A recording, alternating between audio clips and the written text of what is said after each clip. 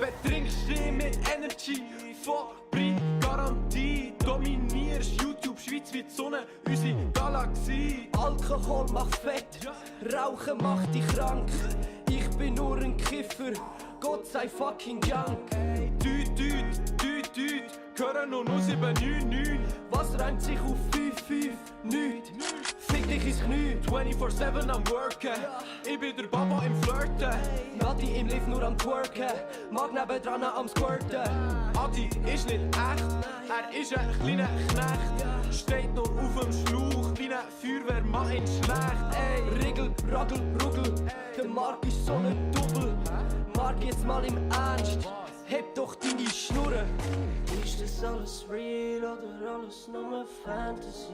Ja, ich bin der Mark und ich chill in der Galaxy. Galaxy, Galaxy, Galaxy, wir sind eine riesige Family. Galaxy, Galaxy, Galaxy, und wenn sie nicht gestorben sind, leben sie. Ist das alles real oder alles nur Fantasy? Ja, ich bin der Mark und ich chill in der Galaxy. Galaxy, Galaxy, Galaxy, wir sind eine riesige Family. Galaxy, Galaxy, Galaxy, und wenn sie nicht gestorben sind, leben sie. Shit. Ja. Alle. Hä? Crazy shit. Ja, wir sind schon Alter. richtig gefällt, oder? Richtig Hast krass. schon ein bisschen abgehoben. Aber jetzt müssen wir schon noch mal zeigen, was wir können. Gehen wir nochmal all in. All in. Okay. Yes. Biggest Talents low-key, unsere Kleider aus dem Brocki. Auf dem Balkon aussen Hockey und ich dampfe wie ne Loki. Ey, deine Mutter, kleine Ho, viel zu billig, lol. Bier ist super, Bier ist toll, am liebsten bin ich voll. Wir sind Liter en Flamme, als fucking Notre Dame. Ich bin nicht in Paris und auch nicht in Amsterdam. Lutsch jetzt meine Bananen, verbrennen noch ein Gramm. Hey Digga, kann das Yo. sein? Dein Name ist Anagramm. Ist das Ist alles alles real real oder alles nur Fantasy? oder alles nur Fantasy? Ja, ich bin der Mark und ich Ich chille in der Galaxy. Galaxy, Galaxy, Galaxy, wir sind eine riesige Family. Galaxy, Galaxy. Hey yo, was geht, was geht? Geht's euch auch nicht gut? Heute an dem wunderschönen Montag. Also, meine Damen und Herren, ich habe euch heute etwas zu sagen, nicht nur etwas klar. Wie geht's euch? Ich wollte zuerst mal wissen, wie geht's euch? 1 in den Chat, wenn es euch gut geht, 0, wenn nicht. Also, was habe ich jetzt noch machen? Ich habe noch wollen, dass der blöde Chat funktioniert.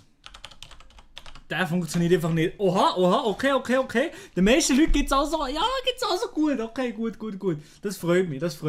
Und denen, wo es gut geht, ich hoffe, es geht euch so schnell wie möglich um mich gut, Digga.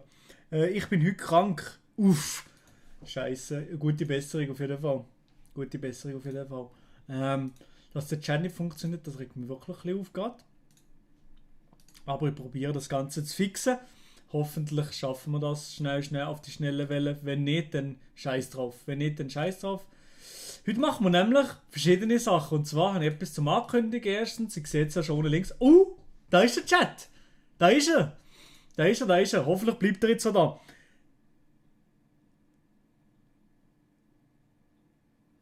Perfekt.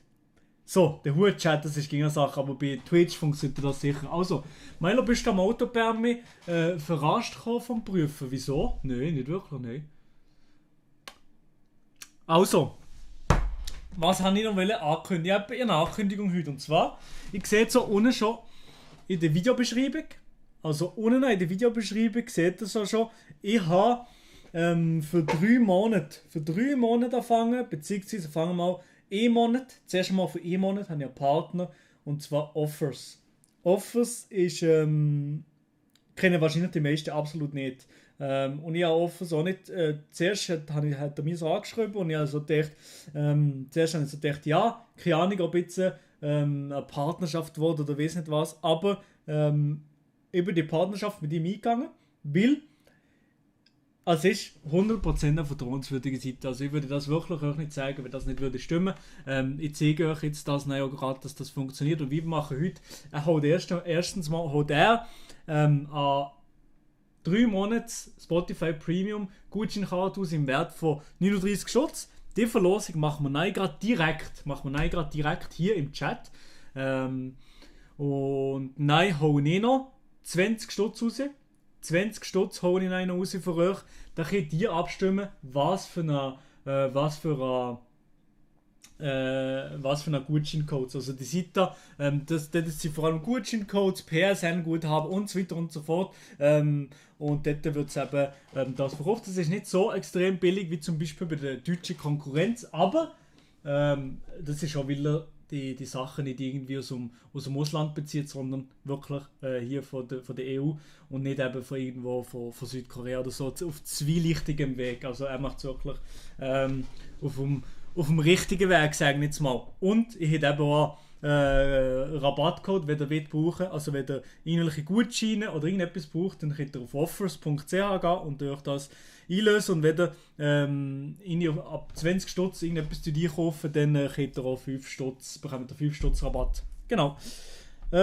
Das ist absolut vertrauenswürdige Seite und ich würde das nicht sagen, wenn ich kein Geld für das würde bekommen.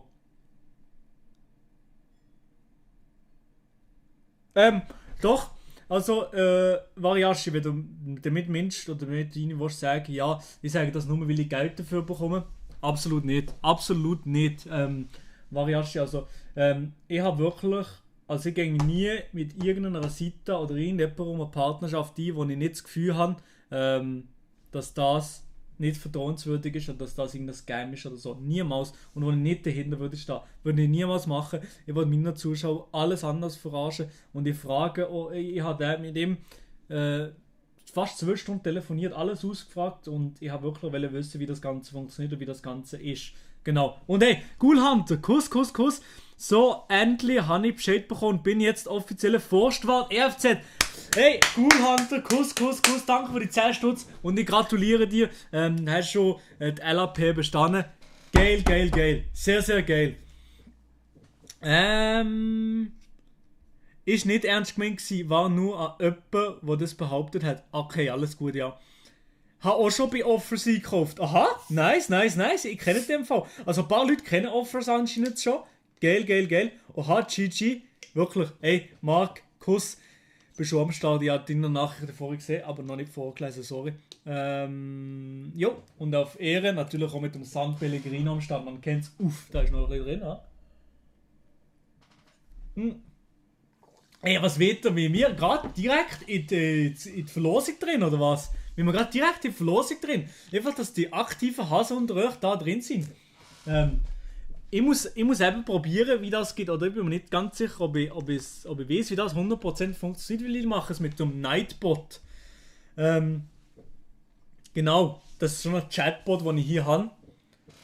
Und dann, ja, rein in die Masse, Verlosung. Also, es geht jetzt, wir machen Verlosung, einfach Verlosung, Jungs. Moinsen, 1, 2, 3, danke für den Stutz. Kuss, danke dir viel. Also, jetzt, in dem Fall, fangen wir eigentlich jetzt gerade an mit der, was ist ein Keyword? Jetzt machen wir gerade an mit der Verlosung, und zwar mit, für 39 Stutz Spotify Guthaben.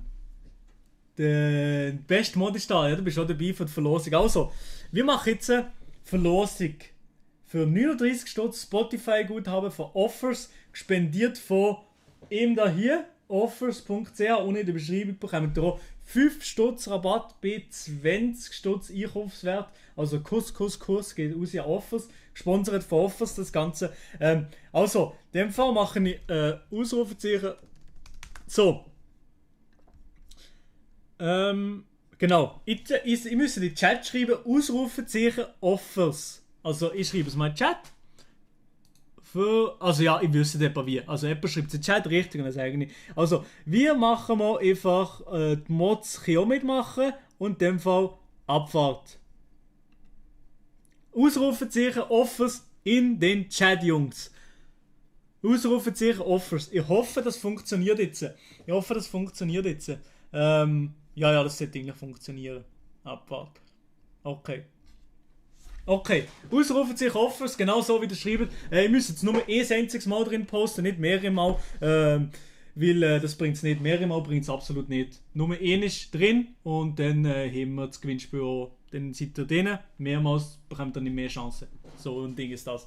So, ja, dann warte ich. Warte jetzt noch schnell 1 Minute, 2, dass ihr mitmachen könnt, dass ihr alle mitmachen könnt. Es sind bis jetzt ungefähr um die 50 Leute machen gerade mit momentan. Macht nichts, wenn ihr 2-mal schreibt. Wenn ihr 2-mal schreibt, dann habt ihr nicht mehr Chancen, aber auch nicht weniger Chancen. Das macht nichts. Easy.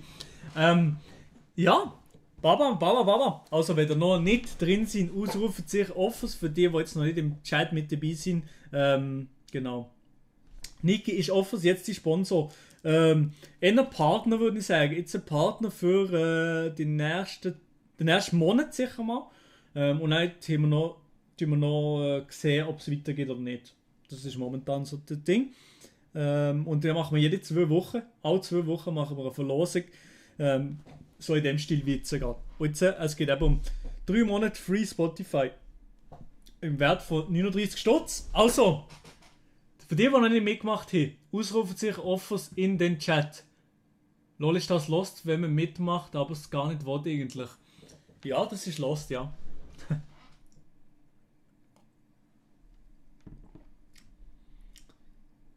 Emmy Kaffee Latte. Ja, aber vielleicht bald kommt auch Emmy Kaffee Latte dazu. Das wäre natürlich Baba. Ich habe nämlich hier, vorher ist Roche hier. Ja, moin. Lol. Ja, gut. Das was komplett. Also, seid ihr ready oder was? Also, als sie jetzt gerade 70 Leute nehmen am Giveaway mit. Genau. Ich würde sagen, 74, 75, okay. Die letzten 30 Sekunden Offers, ausrufen sich Offers in den Chat und nein, lösen wir das Ganze auf.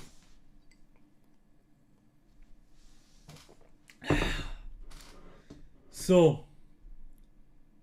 Ich habe zwar schon Spotify, ja, aber der hätte sozusagen euch 3 Monate gratis Spotify holen. Genau. Ich benutze kein Spotify. Ja, bei dem Fall brauchst du es nicht, oder? Wie oft streamst du? Minimum in der Woche. Also jetzt sind 85 Leute dabei. Wir beenden jetzt gerade das Gewinnspiel. Oder schaffen wir noch auf 100 Leute? Schaffen wir noch 100 Leute im Gewinnspiel drin? 100 Leute im Gewinnspiel drin, komm, das schaffen wir noch. 100 Leute, 3 Monate. 3 Monate mit dabei. Gönn doch, Brudi, gönn mir, gönn. Okay, jetzt auf Genossi angelehnt, gönn. Ausrufen sicher Offers, für die, was nicht wissen. Okay, 92, 93. Okay, komm, das schaffen wir noch. So viele Leute kommen jetzt noch da drin. Also, Abfahrt, komm. Ich mache es natürlich wirklich komplett random. Also, ich habe da auch nicht Support, ich habe da nicht das Glück verschoben oder so. Darum, also es ist ganz, 98, so noch 2 Leute. Und dann machen wir fertig, Abfahrt.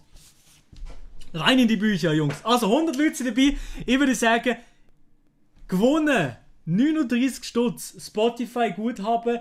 3 Monate Spotify Premium. Danke. Kuss geht raus an Offers hat. Der Nico. Okay, Nico mit einem so einem Profilbild. Subscription, ja, ich weiß doch auch nicht, so ein schönes Profilbild mit Bergen oder wissen was, oder mit so Wochen. Nico, erstmal GG in den Chat für ihn. Ja, wir machen auch noch eine zweite Verlosung, kann natürlich nicht jeder gewinnen. Das ist natürlich so. Ich kann da natürlich nicht jedem etwas Geiles schlägt oder so, aber hey, GG in den Chat. Auf jeden Fall GG. Nico, wenn du mir könntest auf Insta schreiben, wäre das Baba-mäßig. Wenn du mir könntest auf Insta schreiben, mit einem Foto von deinem YouTube-Kanal oder so, von deinem Handy, dann wäre das super. Und melde dich mal hier im Chat, dann weiss ich, dass du da bist. Das wäre Baba-mäßig, Nico. Genau. Wenn er nämlich nicht da ist, oder Mods, könnt ihr mal schnell überprüfen, ob er noch da ist. Mods. Wenn nicht, dann... Nico, wahrscheinlich ist er noch da. Bin da. Okay, Nico. Du bist noch da. Okay, in dem Fall. Ist da. Nico, du weißt, Instagram, du schreibst mir einfach, machst ein Foto von deinem PC oder ein Screenshot von deinem YouTube, dass ich dein Profilbild sehe, dass du wirklich du bist, und dann schicke ich dir das raus. Genau. Dann schicke ich dir das in so ein PDF. Schicke ich dir. Easy. Machen wir so, oder? Ey, lad auf den Nightbot sein. So. Nico, hat er erst schon geschrieben? Hat noch nicht geschrieben, aber er schreibt sicher jetzt gerade. Ja, also, Baba-mässig. Das nächste Gewinnspiel machen wir nein gerade. Nightbot tut Leute blockieren, lul. Oh shit. Ja, aber wahrscheinlich will sie Spam, oder? Ist nicht so schlimm. Ich zeige mal, was hat er gemacht. Für 5 Sekunden blockiert. Ja, jetzt nicht, macht es ja nicht so lang. Also ist gut. Kann ich noch eine Reaction wünschen? Nein, Nico, leider nicht. Du hast schon 3 Monate Spotify Premium gewonnen, also ja.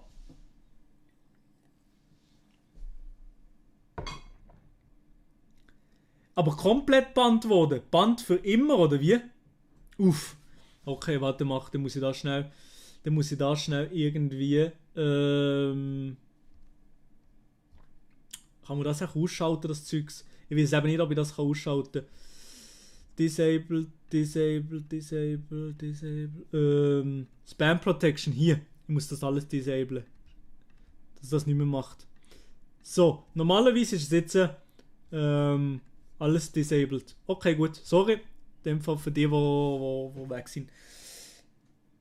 Was gibt's für ein Gewinnspiel? Nein, gibt's ein Gewinnspiel. Dann gibt es noch das Gewinnspiel jetzt für 20 Stutz. Das könnt ihr auswählen, was. Also ich mache noch eine Umfrage, was oder wird. Und wie steht der Nein gerade drin? Also ungefähr, wir machen jetzt eine Reaction. Da haben wir jetzt chillig eine Reaction drin. Und dann machen wir den als nächstes. Gibt's den, als nächstes machen wir den Rest. Genau, dann machen wir den ersten Umfrage. Also es gibt heute sehr, sehr viele Videos, wo wir uns ziehen müssen. Aber zuerst wollte mir aber der unsympathische sein, weil mein Bruder hat mir heute gesehen, der 6 Stunden nicht eingezogen, weil mein Bruder hat mir gesehen, das sei lustig gekommen. Das sei absolut lustig gekommen. Ich will mir schnell einziehen, klar, ist ein deutscher YouTuber, aber ich will mir auf jeden Fall einziehen. Und Kuss, seid ihr alle hier im Chat mit dabei. Ja, sehr, sehr cool. Sehr, sehr wild. Wie geht's dir, Milo? Fragt TRX. Es geht mir sehr gut, Digga.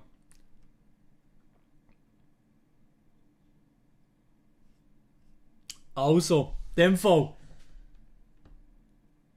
Ich mache mit OBS. OBS ja Streamlabs nicht so gern. Also, kannst du deinen Mexikaner-Hut anlegen? Ey, Real Talk, das ist einfach nicht mal mein Hut. Das ist ein Hut von einem sehr, sehr guten Kollegen. Hast du die News von Silvan gesehen? Nein? Was ist da los? Also, let's go. Abfahrt in die Reaction drin. Wir gehen gerade drin, direkt in die Reaction. Ja, genau. Let's go. Schon mal Like da gelassen. Let's go in die Reaction. Versuche nicht zu lachen. Wir probieren nicht zu lachen. Versuche nicht zu lachen. Vom unsympathisch. Let's go. Yalla, Abfahrt. Heute ist wieder soweit. Heute hat mir Luca eure Clips zukommen lassen. Das heißt, wir drehen heute Versuche nicht zu lachen. Die Spielregeln sind wie jede Episode gleich. Ich schaue mir gleich eure Clips an. Ich darf währenddessen nicht lachen. Dasselbe gilt auch für euch daheim. Meine Laune ist wie jedes Video absolut beschissen. Genau so geht es mir auch. Jedes Mal, wenn ich das Video muss aufnehmen muss, zum Beispiel letztens mit dem Nilay, haben wir absolut angeschissen. Video aufnehmen zum Rotzen. Dementsprechend sollte das Ganze für mich jetzt kein Problem werden. Ich würde sagen, wir fangen an mit dem ersten Clip. Let's go! Ey Bruder, wie viel wiegst du denn jetzt eigentlich? Jetzt mittlerweile 50 Kilo. Na, aber doch kein Scheiß. Komm, hier ist Waage, ich zeig dir. Komm mal nah. Film genau drauf. Wir waren ja Ja, aber ganz ehrlich, das Gewichtszeug, ich finde das gar nicht so witzig, muss ich sagen. Finde ich wirklich nicht so witzig, da muss ich wirklich nicht so lachen. Also, da haben wir nicht gelacht. wir waren ja früher eigentlich eher gegen Prints, gegen große Sachen auf der Klamotte und so. Vorne finde ich es auch noch nicht so krass geil.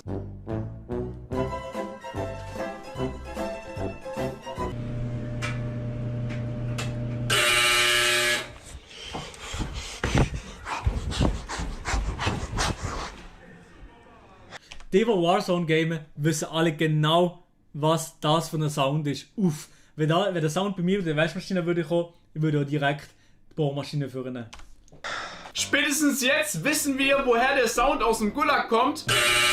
Und spezielle Grüße gehen raus an Nico und Tim. Jungs, weitermachen. Ist die Größe sehr wichtig. Ich würde sagen, die Größe ist nicht entscheidend, sondern die Technik.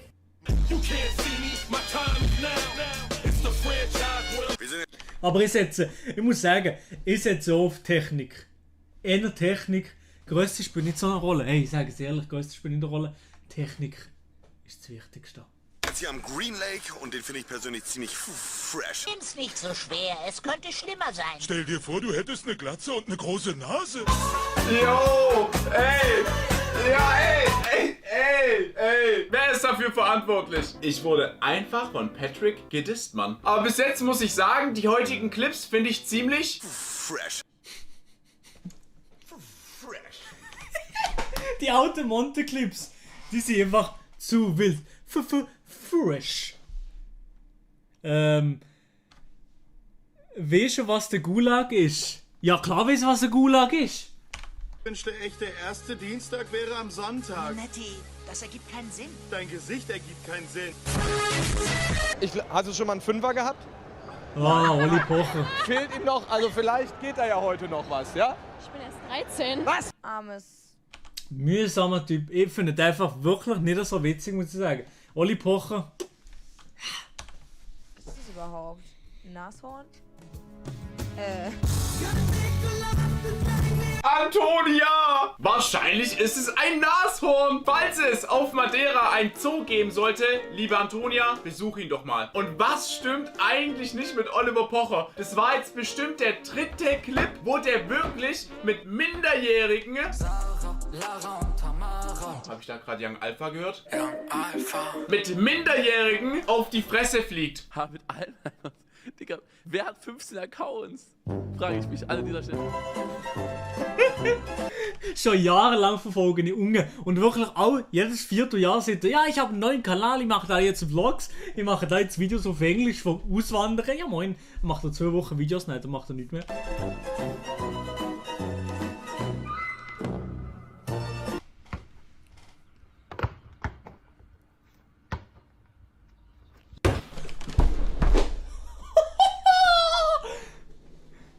Holy shit! Sagt dir ehrlich, seid ihr auch geklüpft?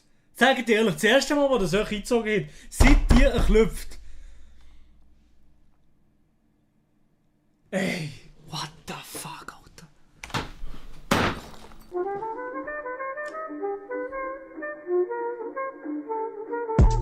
Etwas, eine Kleinigkeit, unterscheidet mich von euch. Ich kann gehen. Yo! Was ist denn mit dem Bayerischen Rundfunk los? Der Typ, furztrocken. Etwas ist anders als bei euch. Nee, etwas ist bei mir anders als bei euch. My time is now. Ich kann laufen. Das ist zu 100%, ich glaube, der krasseste Front, den ich seit langer Zeit gesehen habe. Du kannst doch nicht als erwachsener Mann Kindern im Rollstuhl zeigen, dass du gehen kannst und es denen auch noch sagen. WTF, Bro. Aber den Clip mit Simon Unge am Anfang, den fand ich schon ziemlich fresh. Danke, Marcel. Wie der YouTube-Mitarbeiter über unsympathisch TVs Video lacht, bevor er es demonetarisiert. Ja.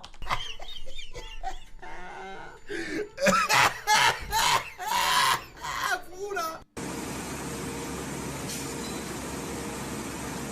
Uff, Glas. Du, weg, kann er nicht mehr bestellen. Gucken, ob der noch bei... Best Dates hier. Wen willst du Monte Legende. Yo! Und an der Stelle bin ich mal wieder komplett raus. Geht's dir gut, Marcel? Nee. Bis auf den Front mit der Glatze und mit der großen Nase fand ich die heutige Episode echt fresh. Falls ihr da einen Clips habt für dieses Format, wir fresh. Nicht lachen. Bitte lasst sie an diese E-Mail mir zukommen lassen. Falls euch das Video gefallen hat, könnt ihr sehr gerne einen Daumen nach oben da lassen. Falls ihr diesen Kanal noch nicht abonniert habt, könnt ihr jetzt auf kostenfreie ein Abonnement für mich da lassen. Ich würde sagen, wir sehen uns im nächsten Video wieder, wenn es wieder heißt. Hast du deinen Namen mal auf Seiten gesucht? Nee, Digga. Aber ich habe damals ein von mir und meiner Ex-Freundin hochgeladen. Aber der wurde nie freigeschaltet. Wahrscheinlich lag es daran, dass sie zum damaligen Punkt, wo ich das glaube ich aufgenommen habe, 15 war. Auch der Sonnenwichser am Ende macht er nur das E-Rape-Scheiß drin. Aber hey, diesmal muss ich sagen, wirklich auch immer was Witziges. Try not to laugh vom Unsympathisch. Sehr, sehr wildes Video. Sehr, sehr cool. Da kann man auf jeden Fall ein Like da lassen. Ja, guck bis zum Ende. Ja, Anja, oder? Ja, moin, Osamas Flugschule, das war's komplett. So, also.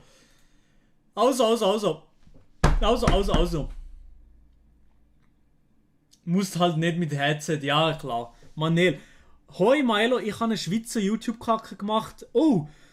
Und würde mich freuen, wenn du vorbeischauen. Alle, die es gestern bei Melia gesehen haben, leid, aber ich brauche die Meinung vom Reaktionsboss. Okay, wie heisst die? Ich kann einfach Manel Musik geben, oder wie?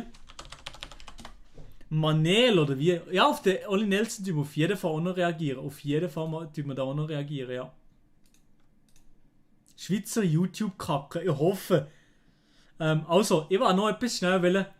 Komm, wir gehen gerade drin in die zweite Verlosung, oder? Was sagt ihr? Habt ihr Bock auf eine zweite Verlosung? Holen wir mal das Eins in den Chat. Habt ihr Bock auf eine zweite Verlosung? Wenn ja, dann bin ich am Start. Zweite Verlosung. Holen wir einfach gerade raus. Oder nein? Doch, komm, wir machen es gerade. Also, Nummer 1. Ja, moin, der Enter schreibt das 2. Ja, das war's komplett. So, also, ich hole jetzt schnell mal einen Link in den Chat. Der Link, der jetzt gerade in den Chat kommt, der ist eine Abstimmung. Eine Abstimmung, welche Karten, wo heute so verlost werden. Also, was sie so verlosen. Zack. Das ist hier der Link. Einfach auf den Link klicken und dort abstimmen, was ihr würdet gerne gewinnen. Also, es standen verschiedene Sachen zur Auswahl. Warte mal, ich kann sehr schnell hier Reaktion, zack. Es standen verschiedene Sachen zur Auswahl. Und zwar, hier, 20 Franken Gewinnspiel für Zalando Geschenkgutschein, alles 20 Franken. Netflix, Google Play, PlayStation Store, Geschenkidee oder Mano. Einfach abstimmen. Und dann sehen wir dann, was ist. Jetzt hier Zalando, 18 Votes für Zalando. Okay, ich check es gerade am aus. Also, einfach mal auf den Link klicken und schnell dort reingehen und einfach mal abstimmen. Und dann checken wir dann aus, was ihr gerne hättet. Genau. Also. So, Zalando Digi. Oha, die meisten sind auf Zalando angelehnt. Okay, in 2 Wochen weiss ich dann von was von einem Gutschein, den ihr gerne wettet, für Offers. Hat gemacht, Kuss, hat das alle gemacht. So. Also, 70 Leute haben gewotet. Schon mal nice. Okay, 37% sind fangen auf Zalando raus. Okay. Ja, es ist relativ klar Zalando bis jetzt. Relativ klar. Ey, Bert, Talan, Barlock, ein kleiner Timeout. Ich hätte ihm ein kleiner Timeout gönnen. Das längt jetzt mit diesen. Ja, genau. Also. Ja, ich glaube, ich lasse das noch schnell 10 Sekunden offen. Und dann, ja, ist eigentlich klar, Zalando gewonnen. Oh, Kamera geht aus. Perfekt, Kappa. So, perfekt. So. Also.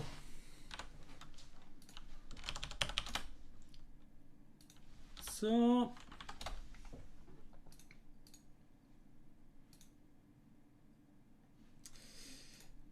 Ja, ist Kamera am Legen? Die Kamera ist nicht am Legen. Perfekt. So, also, ich gehe nochmal hier auf die Results und refreshen und wir sehen es. Zalando hat gewonnen. Zalando, Geschenkgutschein, das wird sein. Ja, danke, habt ihr damit abgestimmt. In dem Fall machen wir Zalando Geschenkgutschein. Ich glaube, das können alle brauchen. Real Talk, stimmt irgendwie schon. Ich glaube, das können alle brauchen. Ich hasse Zalando wie der alte Tor. Ey, sorry, das habe ich jetzt halt so abgestimmt. Da habe ich leider nichts dafür, wie das demokratisch war. Das nächste Mal macht man den Google Play eventuell. Also, das sehen wir dann. Also, wir gehen jetzt mal auf die Office-Seite und gehen bei Zalando rein da. Genau, aber so sieht die Offers-Website aus. Für die Offers nicht kennen. Aber es gibt hier Geschenkgutscheine, also alles Mögliche an Geschenkgutscheinen und so weiter und so fort. Genau. That's it. Und gehen wir hier auf Zalando, Abfahrt. Gibt es mal wieder eine Runde Scribble? Ja, können wir sicher mal machen. Also hier, Zalando, einfach in den Warenkorb hauen und auf Bezahlen. Ich habe mir jetzt wahrscheinlich auf professionell habe ich mich noch nicht eingeloggt. Perfekt. Ja, perfekt, ich habe noch nie eingeloggt, das war es komplett. Ich muss schnell so machen, dass der nicht mein Zeug sieht. So, ich muss schnell anmelden hier. Warte schnell.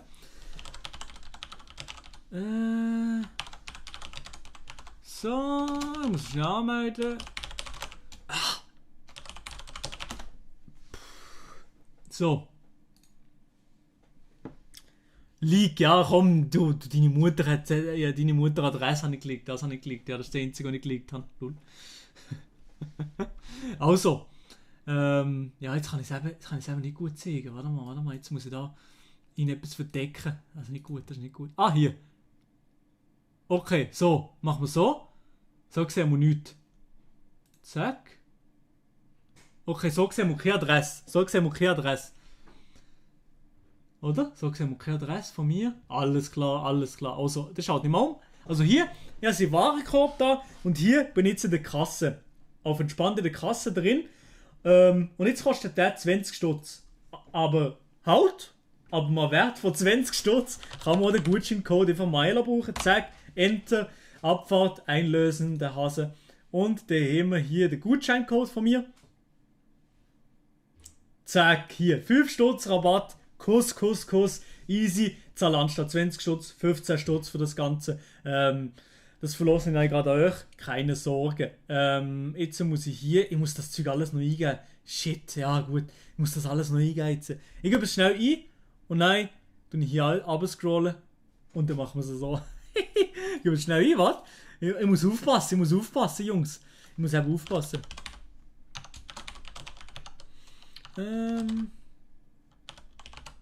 Hey!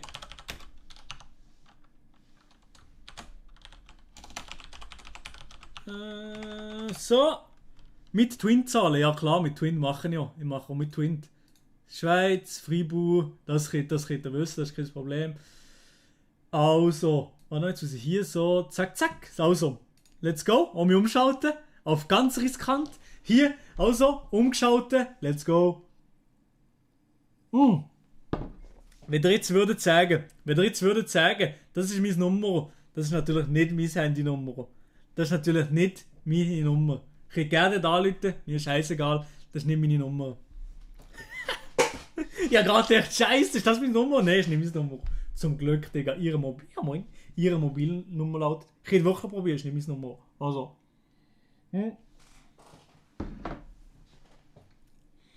Also, wie lange ist der Code gültig? Der Code ist, ich weiß gar nicht, glaube ich, unendlich ist der gültig. So, ich tue schnell umschalten, dass nicht etwas passiert auf einmal.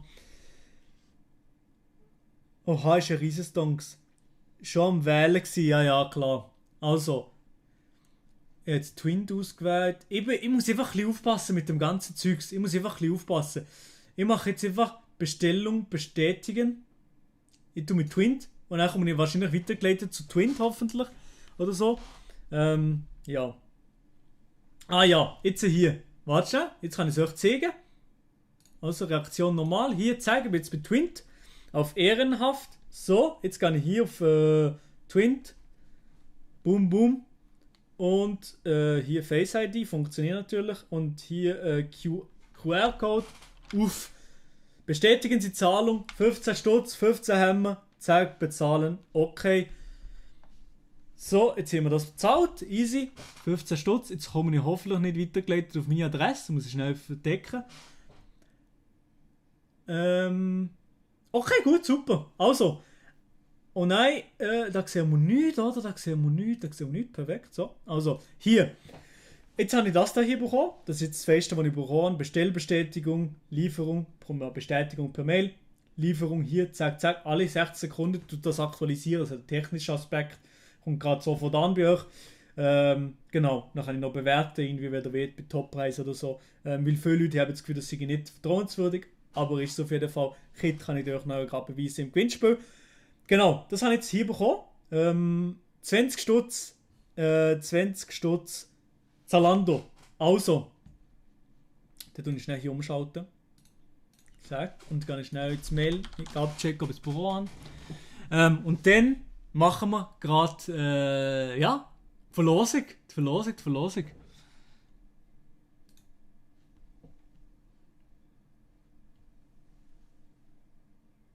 Also, ich habe ihn bekommen. Perfekt. 20 Stutz Zalando-Gutschein habe ich bekommen. Also, in dem Fall einfach nur zum zeigen, dass das Ganze so sehr gut funktioniert. Also, let's go. Wir machen jetzt einmal ein Giveaway. Und zwar mit dem Keyword Ausrufezeichen Zalando. Einfach Ausrufezeichen Zalando in den Chat hauen. Ausrufezeichen Zalando in den Chat hauen. Und dann seid ihr eventuell einer von den Gewinnern von 20 Stutz Zalando Geschenkguthaben. Genau. Ausrufezeichen Zalando in den Chat. Ausrufezeichen und nein, Zalando klein geschrieben. Genau. Mehrere Maus bringt es nicht, weil es kommt nur ähnlich euer Gewinnspiel zählt. Nur ähnlich kommt das zählt. Und ich muss nochmal abchecken, ob der Nico mir geschrieben hat auf Instagram, also der vorher gewonnen hat. Ja, der hat mir geschrieben, perfekt. Genau, super. Perfekt, der hat gewonnen. Perfekt, also im Nico schreibe ich einen gerade. Also Nico, danke, hast du mir geschrieben. Was ist jetzt da los? So, also, es sind mittlerweile 63 Leute dabei. Ausrufezeichen Zalando in den Chat spammen. Oder falls ihr noch nicht dabei seid, einfach Ausrufezeichen Zalando in den Chat holen. Easy.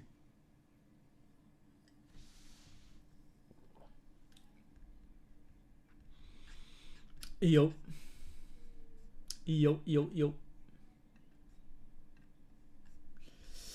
Genau. 76 Leute, wir machen mal, bis wir ungefähr 100 Leute sind. Bis wir 100 Leute sind, die mitmachen beim Gewinnspiel und dann gehen wir rein. Genau. Genau, Ausrufezeichen, nicht Fragezeichen. Ausrufezeichen Zalando in den Chat für 20 Stutz Zalando. Eben heute Partner Zalando, wahrscheinlich Zalando Partner Offers, hat heute hat heute 40 Stutz Spotify gönnt und jetzt noch 20 Stutz aus meiner Tasche noch für euch, weil es ist hure viel, die mir schon gönnt und gemacht, darum wollte ich euch auch mal etwas zurückgeben und ich glaube, mit dem Partner kann ich euch auch ein bisschen etwas zurückgeben, das ist cool, finde ich eine coole Sache. Genau, und eben, wenn ihr mal Gutscheinkarte braucht, PSN-Guthaben, irgendwas Guthaben, Zalando-Karte oder so, dann könnt ihr mit 20 Stutz, ab 20 Stutz könnt ihr 5 Stutz Rabatt bekommen, wenn ihr Maelo Gutscheincode braucht. Das steht da unten in der Beschreibung. 2 Stutz from Ausgemacht. Danke Ausgemacht für die 2 Stutz. Danke dir viel mal. Also wir haben 85 Leute, die dabei sind. Ja, wenn wir die 100 nicht knacken, scheiß drauf. Ich mache jetzt noch so 2 Minuten. Wenn wir die 100 nicht knacken, ist nicht schlimm. Aber wenn wir die 100 knacken, wäre es natürlich Baba. So. Ausrufezeichen Zalando für die, die es nicht wissen, für 20 Stutz Zalando zu gewinnen. So, jetzt habe ich das letzte Mal gesehen. Schieß mir an, was ich nochmal sage. Und wenn ihr schon dabei seid, auf Ehrenbruderbasis, könnt ihr doch noch gerade Benjamin Frame am Warten auf den Spendenboss, das ist so easy. Benjamin, ja, ich glaube, auf den warten ja Kappa. Spaß. So, also. Wie 88 Leute. Wenn wir noch 100 Leute schaffen, wäre Benjamin-Basis. Aber wenn nicht, dann ist es schlimm. Die Milo gönnt Show. Milo gönnt heute. Heute nicht Benjamin Hosan. Wir machen jetzt alle 2 Wochen. Alle 2 Wochen zusammen mit Offers. Machen wir eben das Ganze. Genau. Also, wie viele Leute sind jetzt dabei? Ich sehe es nicht. 90 Leute. Okay. 90 Leute sind dabei. 30 Sekunden, noch die letzten 30 Sekunden. Ausrufezeichen Zalando. 30 Sekunden. So. Dann gehen wir nochmal weiter in die Reaction, wie heute hure viele Reactions von der Schweizer Szene. Extrem viel. Kannst du Musik im Hintergrund laufen? Ja, könnte eigentlich.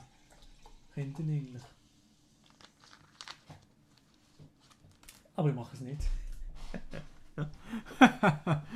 Also. 94 Leute und damit ist das Gewinnspiel eigentlich closed. Ich tue noch ein bisschen Musik im Hintergrund auf entspannt. So. So, also. 95 Leute. Ich würde sagen, wir gehen rein. Also, 20 Stutz. Zalando-Gutschein hat gewonnen. Oh, jetzt mache ich spannend. Ich mache es spannend. Und zwar von offers.ch. Kuss geht raus an meinen Partner. Kuss. Gewonnen hat 20 Stutz Zalando-Guthaben. Eva C. oder so. Ich weiß nicht genau, wie du heißt. GG in den Chat und jetzt nicht mehr Zalando in den Chat holen. Bitte nicht mehr Ausrufezeichen Zalando. Stasi, Schwein, Osama, ganz ehrlich, was hast du das Gefühl? Ey, GG, Eva C, schreib mir auf Instagram mit dem, mach ein Foto mit deinem Handy oder ein Screenshot, wo du mir zeigst, dass du das bist, mit deinem YouTube-Account, genau. Und dann schicke ich dir das Ganze zu, dann schicke ich dir den Code zu, aber nach dem Stream erst. Weil ja, momentan, jetzt gerade im Stream kann ich das noch nicht machen, nach dem Stream kommt das an. Das gleiche gilt für den Nico. Eva, bist du überhaupt da? Schreib noch etwas in den Chat, wenn du da bist. Wenn du nicht da bist, dann kommt es nämlich nochmal verlost. Ah, er ist da. Okay. In dem Fall nochmal GG. Kurz geht raus. Sehr, sehr cool. Ja, sehr, sehr cool. Ihr alle mitgemacht. Kann natürlich nicht jeder gewinnen. Kann leider natürlich nicht jeder gewinnen. Eva, ich weiß nicht genau, wie du heißt, aber 20 Stutz sind jetzt drin. Mach mir einfach ein Foto und schick mir das auf Instagram, dass ich wirklich weiß, dass du das bist. @MiloRomani auf Insta, du weißt. Genau. Oha, krass, merci, alles hast du geschrieben. Ich sehe es da gerade. Super. Okay. Super, das freut mich. Das freut mich. Und jetzt 2 Leute können glücklich machen. In 2 Wochen nochmal gehen wir nochmal weiter und machen nochmal ein paar Gewinnspiele. Und dann, was ich so rausgehört habe von euch, eventuell mache ich nochmal Netflix. Oder hättet ihr alle lieber Zalando? Zalando, Google Play, vielleicht nochmal App Store. Also es gibt alles Mögliche auf Offers.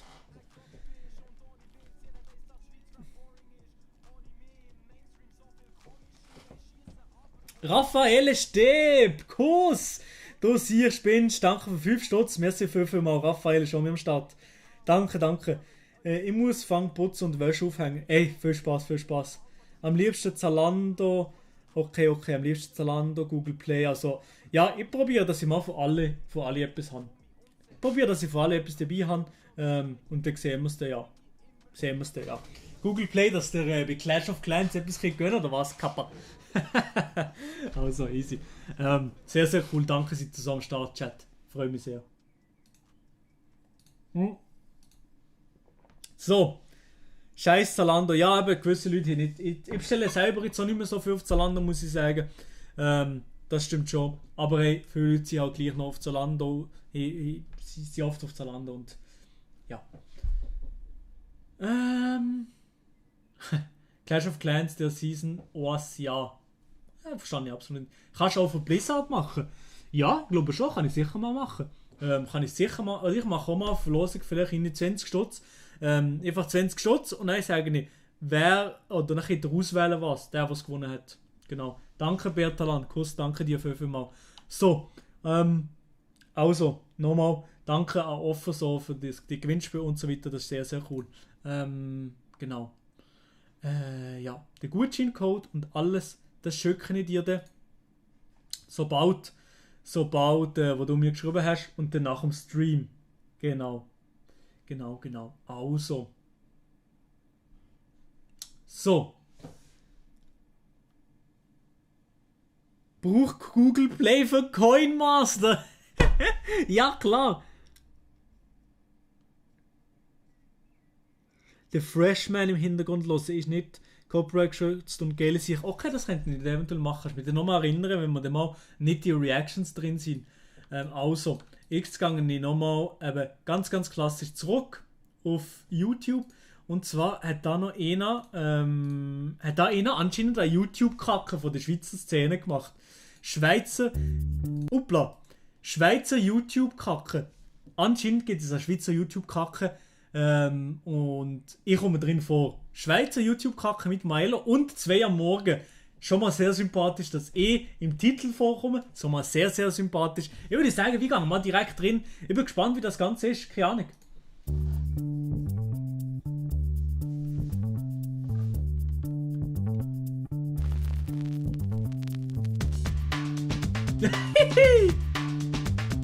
Ich hoffe, die Musik ist nicht Copyright geschützt.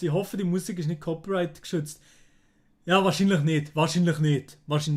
Raphael Steb, Kuss. Also, schau, bist voll sympathisch und deine Streams sind auch gut und Videos auch mega gut. Hey, danke Raphael, danke dir vielmal. Ja, und ich meine, ich biete das Ganze gratis an. Also, du bist auch nicht verpflichtet, etwas zu spenden, aber wenn du spendest, natürlich Ehrenmann. Sehr, sehr cool, wenn du da etwas rausholst. Danke dir vielmal.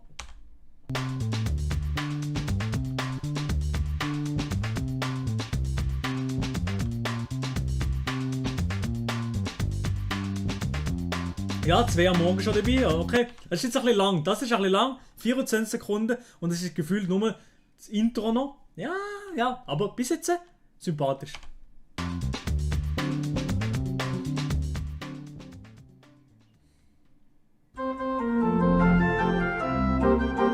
Jo, einfach Frau Iseli ist drin. Ja moin, Maelos zu Hause. Aber Frau Iseli Musik. Frau Iseli Musik ist eben schon ein bisschen heikel. Warte schnell, ich mache keine Faxen mit Musik. Milo Berndeutsch-Parodie. Okay, wenn ich von allen Leuten Parodien mache, müssen natürlich auch Leute von mir Parodien machen. Nicola Probst, ich bin gespannt auf Parodie. Ich habe es schon gesehen, aber ich wollte es jetzt nochmal sehen. Let's go. Achtung, das Nachfolgen der Videos nicht verklusten. Montag miteinander, herzlich willkommen im 2 am Morgen Rave Mobil. Ich hoffe, dass alle daheim sind. Wer Lust hat, kommt auf den Balkon raus. Wir tun zu Ehren von all denen, die sich daran halten, die daheim bleiben, da auf der Straße live raven. Ja, das ist schon geil. Also ich muss sagen, es ist schon eine geile Idee. Macht euch Balkon auf und kommt raus. What? Hä? Es muss jetzt für einen Moment vielleicht anders tun, als Party zu machen. Die Situation ist aber bis jetzt, also YouTube-Kacke ist für mich ja so eigentlich etwas zusammenschneiden, was die YouTuber selber gar nie gesehen hat, einfach in einen ganz anderen Kontext bringen. Bis jetzt ist es doch eigentlich, ich glaube, vielleicht ist sogar meine Reaction auf das Video. ernst und es ist jetzt der letzte Moment, wo man das wirklich verstehen sollte.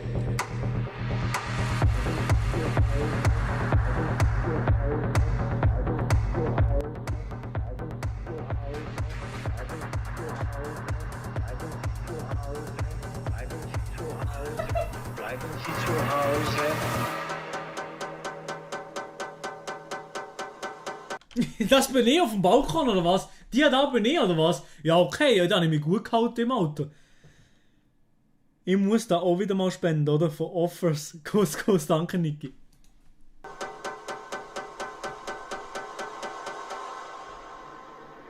Bleiben Sie zu Hause. Aber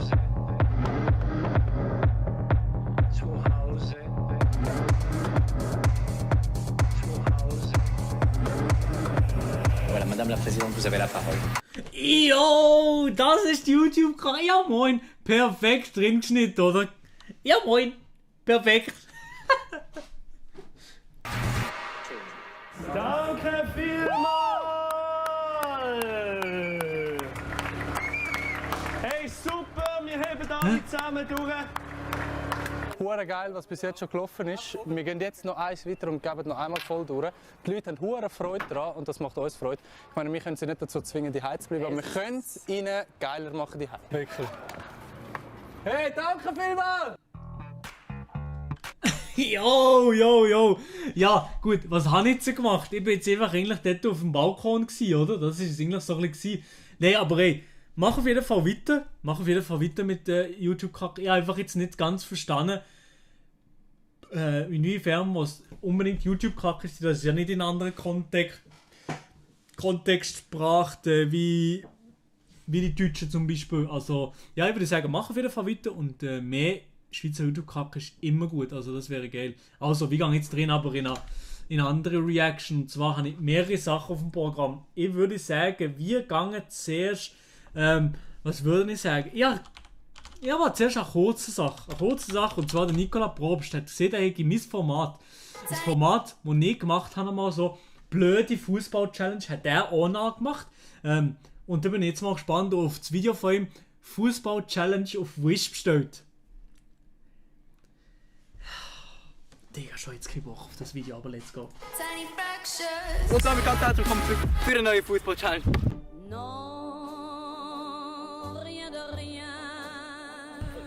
Mit dem YouTube-Kanal heute der Leihstand mit dem Pedro. Auf jeden Fall machen wir heute die ultimative Fußball-Challenge. Und ich würde sagen, wir forschen da mit Lattenschießen, Crossbar. Ihr wisst Bescheid. Viel Spaß mit dem Video. So, der Pedro macht jetzt den ersten Trickshot. Oh, shit! Abreicht, Alter! Erster Schuss direkt rein. Jetzt kommt meine. Wahrscheinlich rein, oder? Hast du an die Latte gegangen? Ey, Nicola, ganz ehrlich, ich weiß auch nicht, was du geraucht hast davon. Ja, der hat sich geriemt.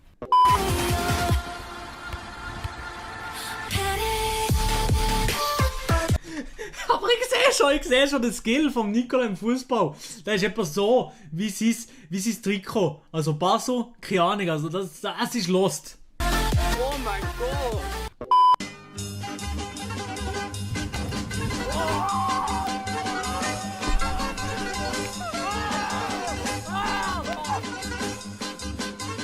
Nein.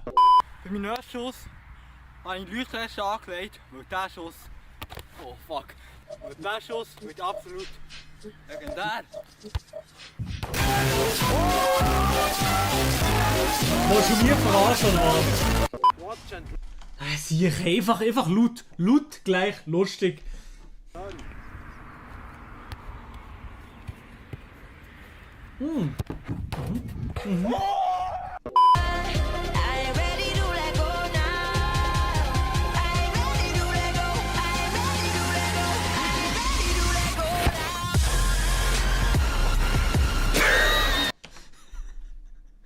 Das ist also wirklich... Also was ist das für ein Video? Ganz ehrlich, ich weiß es auch nicht. Niki, Kuss, danke dir vielmals für die 2 Stutz. Und der Niki hat endlich mal Geld gespendet, Samuel. Und Niki, danke vielmals. Und Sally Lia, moin, was geht? Alles gut bei dir? Gut in der Ferie angekommen, oder was?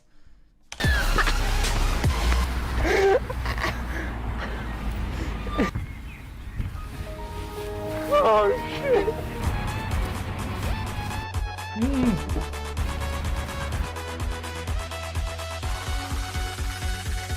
Jetzt kommt. Oh. Wieso hat das nicht eingeblendet? Wieso hat er den Typ nicht eingeblendet? Vom Coffin Dance Lost. Aber ja, bis jetzt gutes Video.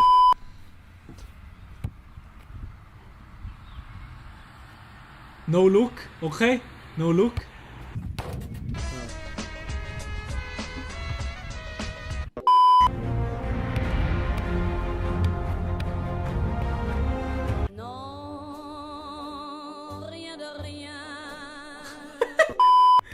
Aber ganz ehrlich, mein Video, jetzt sehe ich euch noch gerade mein Video dazu. Zum Vergleich.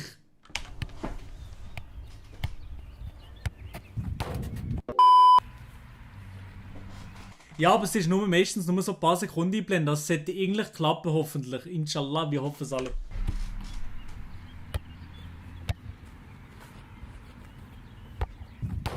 Ja, der Köpfler, den er gemacht hat, hat extrem Angst gehabt vom Bau. Er hat so Schiss gehabt vom Bau. Hier. Warte schon. Hier. Wie, auf einer Skala von 1 bis 10. So köpfeln. So köpfeln, dann hast du einfach weh. Wenn du so köpfelst, dann hast du einfach weh. So, letzte Spende, etwas bleibt noch übrig für Elia. Danke vielmals für die 2 Stutz, Niki. Also wie? Sind die 2 Stutz jetzt von mir oder von Elia? Ich verstehe es nicht. Auf Twitch ja, aber am 1. Juli. Er hat einfach Schiss. Ich weiß nicht, ob ihr das Golden Ding noch gesehen. Uff, ja, das ist gut gewesen. Tor für die Schweiz! Ich würde sagen, ist es schon so wieder gesehen mit dem heutigen Video. Lasst mir ein Like da, wenn euch gefallen hat. Nehmt das Ganze nicht zu ernst. Und ich würde sagen, lasst ein Abo da, wenn ihr mehr von mir wollt sehen. Schaut auf Insta vorbei, Glocke aktivieren. Und dann würde ich sagen, bis zum nächsten Mal. Tschüss! Schönen Monat miteinander. Und am Ende ist noch ein Clip.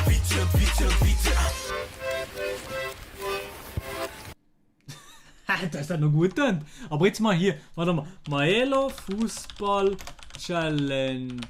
Maelo Fußball Challenge, kommt da etwas? Ja, eingeladen, es kommt natürlich nicht das Richtige. Oh, nee, hallo. Und natürlich nicht das Richtige, warte schnell muss. Wieso bin ich jetzt beim Nila auf dem Kanal? Ja, auf den falschen Ort aufgeklickt, das war's komplett. Das ist doch Scheissdreck. Wo ist jetzt das Video? Komm, jetzt mach nicht so. Wo ist das Video? Ja, die ganzen Livestream dazwischen, die machen es auch nicht einfacher. Wo ist das Video? Hier! Hier ist es. Hallo zusammen! Also. Kommis hast du vergessen anschauen. Uff, scheiße. Ja, beim ersten Video machen wir es dann. Das da hier. Jetzt nochmal zum Vergleich. Das da hier war mein Video gewesen. Ungefähr das gleiche habe ich gemacht wie der Nicola Probst. Auch im Fußball und mit ähnlicher Comedy vor einem Jahr ungefähr. Hallo zusammen und herzlich willkommen zu einem neuen Video. Heute gibt es Fußball, aber mal anders.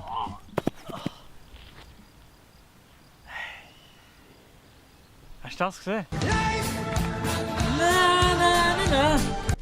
Life is life. Meine Damen und Herren, ich habe mittlerweile erholt von der Hirnerschütterung, wenn ich gehabt habe, von der hohen Stange da drinnen. Aber jetzt machen wir den ersten Trickshot.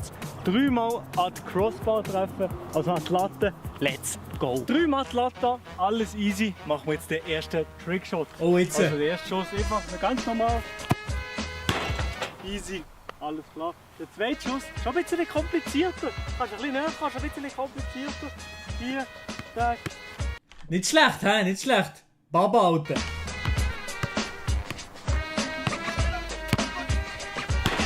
Ich hoffe, die Musik ist nicht Copyright geschützt. Das war ja komplett. Das könnte ja eben sein. Einfach die gleiche Musik. Das ist wirklich eine legendäre Musik. Ich liebe die Musik. Ja, scheiß drauf. Komm. Ich tue einfach ein bisschen drüber leislich. Ja, der letzte Schuss. Aber man sieht, Fußball, das kann ich. Das habe ich im Griff. Oder? Easy. So, meine Damen und Herren, ich bin natürlich auch am Start und ich mache jetzt den heftigsten Trickshot, den ihr jemals gesehen habt. Oh yeah, we're ready. Er muss den Ball dort hinten treffen, also der kleine Ball dort hinten muss er treffen. Bist du ready? Jawohl, ready, steady, go. Vamos, let's go. Absolut! Oh, hure geil. Hey, hure geiler Übergang. Also da muss ich sagen, der Übergang, den habe ich genailt, der Übergang, Baba. Oh, hure geil. Wir kommen schon zum nächsten Trickshot und zwar ist das mit 2 Bällen. Die 2 kleinen Golden hinter, die treffe ich jetzt mit diesen Bällen hier. So, ich muss so die ziemlich noch herstellen. So einen Scheissdreck, den ich dann gemacht habe. Ganz ehrlich, hei. Geht's los. Let's go.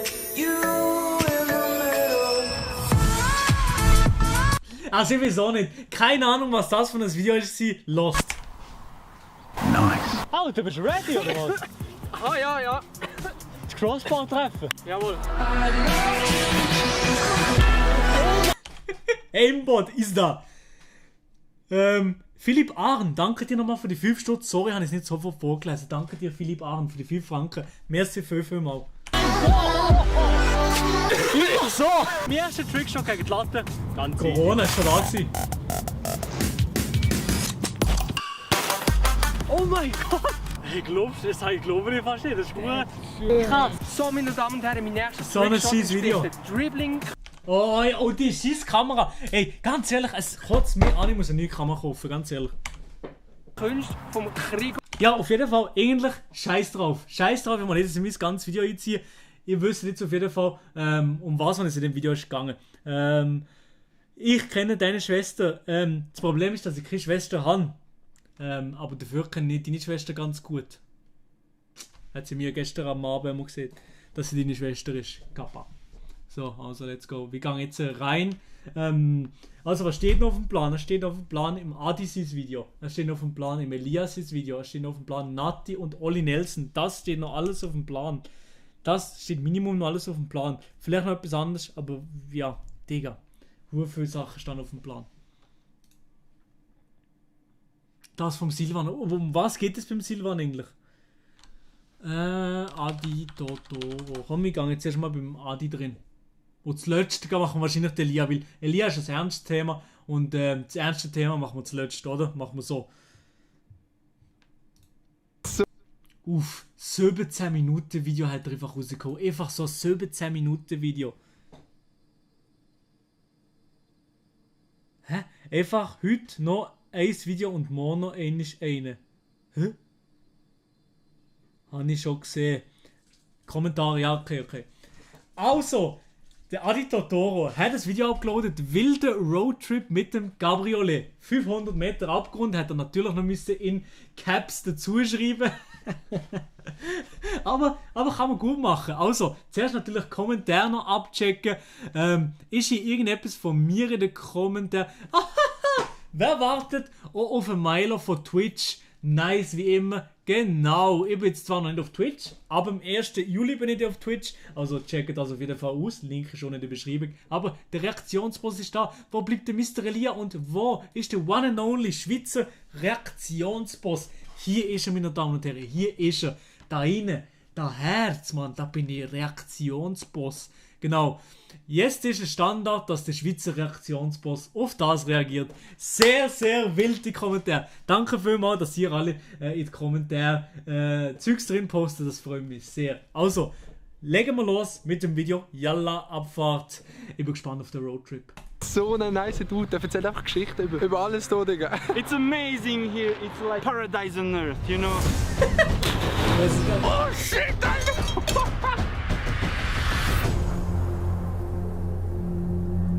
Oha! Auf professionell angelehnt. Sehr, sehr wild. Also es sieht sehr, sehr schön aus. Ich weiß schon, wer das gemacht hat. Es sieht sicher sehr, sehr schön aus.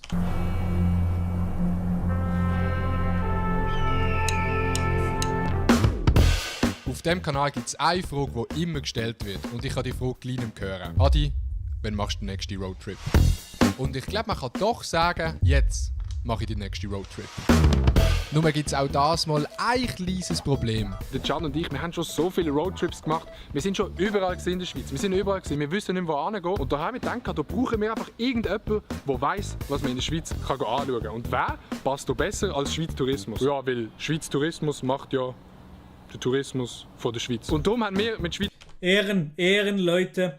Ehre geht aus ja Schweiz Tourismus. Sehr, sehr geil hätte das Video gesponsert.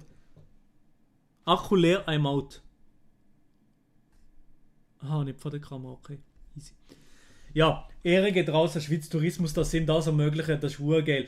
Dass genau solche Unternehmen bzw. solche Organisationen mit Schweizer YouTubern zusammenarbeiten, das finde ich sehr, sehr geil und ich hoffe, das passiert in Zukunft noch mehr. Klar, dass man nicht mit jeder Organisation ein Video macht, ist klar, aber ich finde es geil, dass der Adi jetzt mit ihnen ein Video machen, mit ihnen einen Roadtrip machen. Sehr, sehr geile Sache. Tourismus Kontakt aufgenommen und gesagt hat, yo, wir wollen einen geilen Roadtrip machen durch die Schweiz, wisst ihr, wohin wir gehen können. Und so nice wie Schweiz Tourismus halt ist, haben sie gesagt, komm, mach hier, nehmen das Auto und fahrt durch die Schweiz. Und dann haben sie uns eine nice Route vorgegeben, wir können euch das mal zeigen. Das Ganze heisst Grand Tour of Switzerland, das ist hier oben angeschrieben übrigens. Und das ist wirklich ein Roadtrip durch die ganze Schweiz und wir machen jetzt quasi eine Grand Tour auf Switzerland. Also jetzt nicht der ganze Roadtrip, der wird glaube ich etwa 9 Tage gehen. Wir machen jetzt einen Teil und zwar von Basel auf Genf runter. Und wenn man hier nicht schlecht erkennen kann, steht das in Französisch. Das heisst, wir sind schon nicht mehr in Basel, wir sind dann nämlich in Delémont. Wie heisst Delémont auf Deutsch?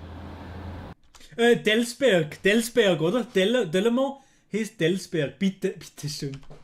Delémont? Delsberg, ja? Hat man wieder etwas gelernt? Ja. Logischerweise sind wir... Schweiz Tourismus, ich will auch zu haben. Ich bin bilang, ich habe alles, ich habe diese Connection, oder? Ich habe den Röstigraben, das kenne ich nicht. Das ist von mir das Gleiche. Aber nicht auf Delémont gelaufen. Schweiz Tourismus hat nämlich auch gesagt, schaut Jungs, wir arbeiten mit Europcar zusammen, geht am Morgen auf Basel, dort steht für euch ein Auto parat. Was müssen Sie alles ausfüllen? Ja. Warte schnell. Ah ja, gut. Ja, let's go. Das ist unser Car. Oha, Audi, Mashallah. Bei Schweiz Tourismus, da läuft. Wichtig ist immer das Ticket, wie ein Vater. Ein Schmullner. Einfach den Spiegel nicht mitnehmen. Ja, und das Auto, das hinterkommt. Das ist ohne Scheiß das luxuriöseste Auto, das ich je gefahren bin. Das mir irgendein Mensch anvertraut hat. Denke dir, ganz ehrlich, baut die Schweizer YouTube-Szene. Oh, mein neues Auto. Uff, das wäre schon geil. Ja, moin, wir sind absolut noch weit davon entfernt. Wirklich sehr ein wildes Auto. Danke vielmals nochmal an Schweiz Tourismus und Europcar. Es ist wirklich so wild, dass wir es gerade kurz am Flavio Stucki zeigen. Bro? Jo? Komm mal raus. Was haben wir für ein Car, Alter? Von wem ist der? Sieht da mal rein.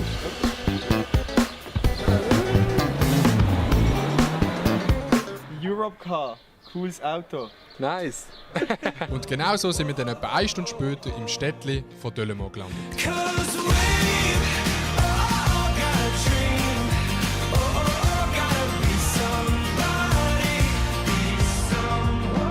Es gibt ein grosses Problem da.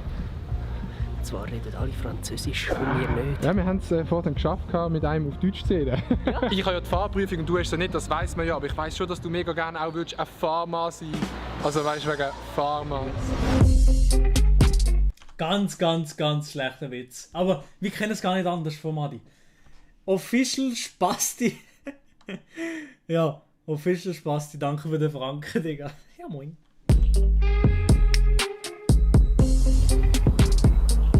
Wir sind jetzt in Saint-Ursanne. Ja, da sind wir jetzt und wir gehen es anschauen. Also, da hinter uns ist jetzt eine Kille.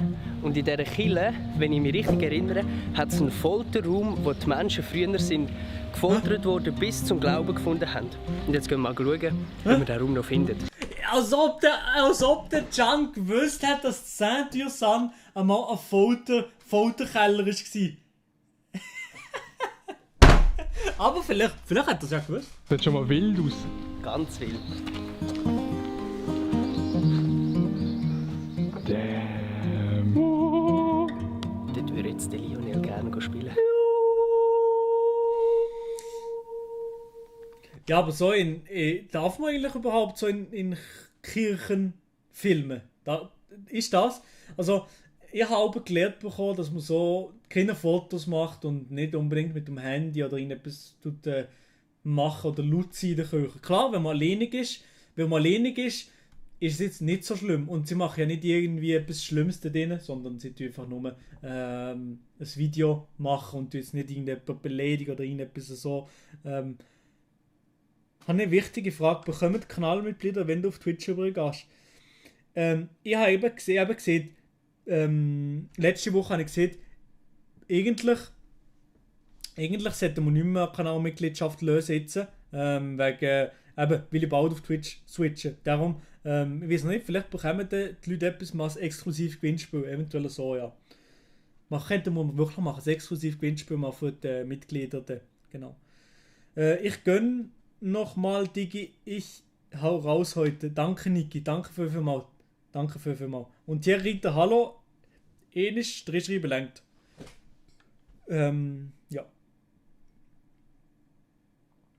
Ja, aber hier im Chat sagen die Leute auch, es ist eher ein bisschen respektlos, aber ich finde, solange wo man wirklich nicht eine respektlose Tat, etwas respektlos macht in der Kirche an sich, dann finde ich es nicht so schlimm, aber man sollte eigentlich nicht. Vor allem, wenn noch andere Leute drin sind, dann sicher nicht, aber wenn man alleine drin ist, dann einfach nichts respektlos machen, wo in der Aussenwelt zu zeigen respektlos ist. Einfach das Ganze halt trotzdem respektieren. Ich glaube, ich habe schon den Eingang zu diesem Raum gesehen, aber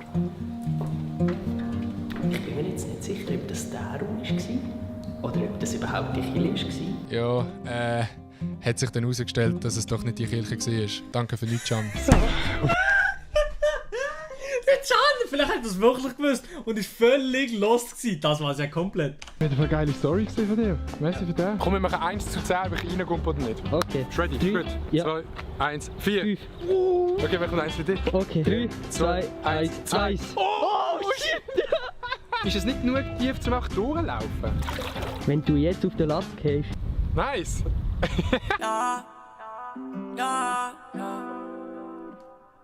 Baby, laat die maar, dan kan je winnen wipeout. Die Liebe hitte different mit den Lights out. Der Sinei, der da gerade im Hintergrund rappen bzw. singen, der ist bei mir an Gimmer gegangen. Gleich Gimmer. Sinei vom Murten, Alter. Ja. Ze is isgoud, dit is hard iced out.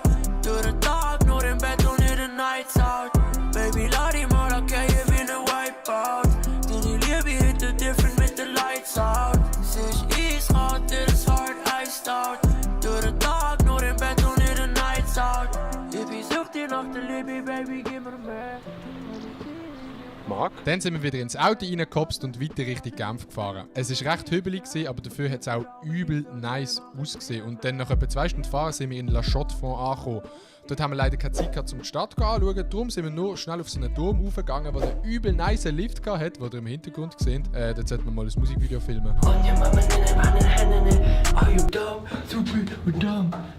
Wir haben jetzt eine recht lange Autofahrt hinter uns. Wir sind jetzt die Grand Tour entlang gefahren. Das Nice daran ist, man fährt nie auf der Autobahn, was wir gemerkt haben. Man kann Oha, der gleiche Pulli an. Kuss. Das war schon absolut müde gewesen. 100%, da hat sie keinen Bock mehr gehabt. Irgendwie noch, jetzt müssen wir noch schnell filmen. Uff. Aber nein, nice. Bild nachfahren, das heisst, man muss irgendwie nie aufs Navi schauen oder so. Das ist eigentlich mega easy. Wir sind jetzt von Saint-Ursanne auf La Chaux-de-Fonds und jetzt sind wir in Neuchâtel. Mein Ding ist, ich will unbedingt noch in den See baden. Ich weiss nicht, ob wir es heute noch machen oder ob wir es morgen machen. Aber irgendwie, wir sind jetzt mega lange Auto gefahren und ich bin so ein bisschen müde. So ein bisschen läsch. Es hat auch nice Strändchen, wo man eigentlich pur easy reinlaufen kann und das Wasser ist übel klar. Hey, ist ja mega warm, Digga. Ist es? Kannst du auch gut reinbaden. Es ist verdammt warm. Es ist ja wie ein beheizter Pool. Findet ihr auch, es ist Zeit für langsam einen neuen Haarschnitt? Ich nehme ja. 3, 2,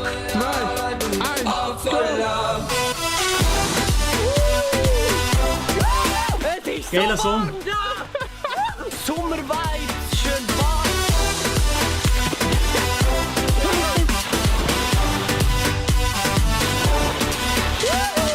What the holy shit! Ich habe gedacht, was knistert jetzt unter meinen Füßen? Ich habe einfach Bock auf Krebs. Ich kann servieren. Ja.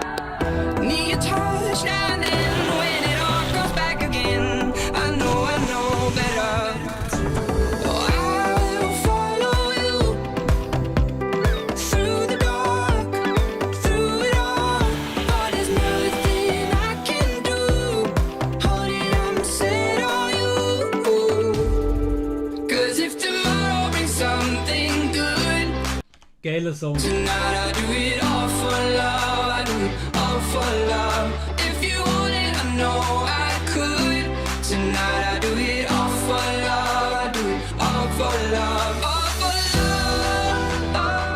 ihr seht, es hat verregnet draussen, aber wir haben es geschafft mit der ersten Etappe, wir sind am Ziel und Schweiz Tourismus hat uns ein Hotel gebucht und es sieht... Es tut so weh. Ehre geht raus, Schweiz Tourismus, sehr, sehr geil, ich sehe das im Klär. Digga. Es hat jetzt sogar einen Kreisel fürs Laufen gegeben, Digga. Das ist wie beim Autofahren. 39? Ja. Okay, super. Vielen Dank. Können wir schauen? 14, 15. Ich habe den Stift mitgenommen von der Rezeption. Damn! Willkommen zu der Roomtour. Das ist ein Bett, das ist eine Minibar. Und das ist Minibar. Das ist ein Tisch. Das ist kein Tisch. Das ist ein Schrank. Das ist eine Zahnbürste. Das ist eine Flasche. Das ist eine Flasche. Das bin ich am Schlafen. Das bin ich, wenn ich wach bin. Das ist ein Glas. Das ist ein Glas mit Wasser. Das ist Wasser ohne Glas. Das bin ich auf dem Stuhl. Das ist mein Stuhlgang. Und das bin ich während dem Stuhlgang. Ja, aber trotzdem, die Unterhose hat er gleich abgehauen. Aber, ja, also, was würdet ihr sagen? Also, ich finde es sympathisch. Eigentlich hätte er das als Thumbnail machen. Eigentlich das als Thumbnail. Das wäre, wie geil wäre das sein? Ja, gut, das ist eine Kooperation, aber wenn er jetzt keine Kooperation gehabt hätte, das als Thumbnail, ja moin, absolut beste, Digga. Aber mal sympathisch, ich würde oft das WC. Und jetzt gehen wir ins zweite Zimmer. Wirklich ein sehr wildes Hotelzimmer. Sympathisch, man kann sich unterhalten. Weil wir aber schon recht spät im Hotel angekommen sind, haben wir dann noch zur Nacht gegessen und sind dann auch direkt geschlafen. Das sieht geil aus, uff. Ja, guten Morgen, liebe Leute. Ich habe hier geschlafen auf dem nice Bett. Sehr, sehr nice gesehen. Mal schauen, was das Wetter macht. It's raining, man. Halleluja! Ja, es regnet. Auf jeden Fall zuerst gutes Morgenessen. Ja, das Wetter die letzten 2-3 Wochen war ganz schlecht gewesen, aber diese Woche soll es ja hure warm sein, extrem warm die ganze Zeit. Hey, da freue ich mich schon drauf. Wow!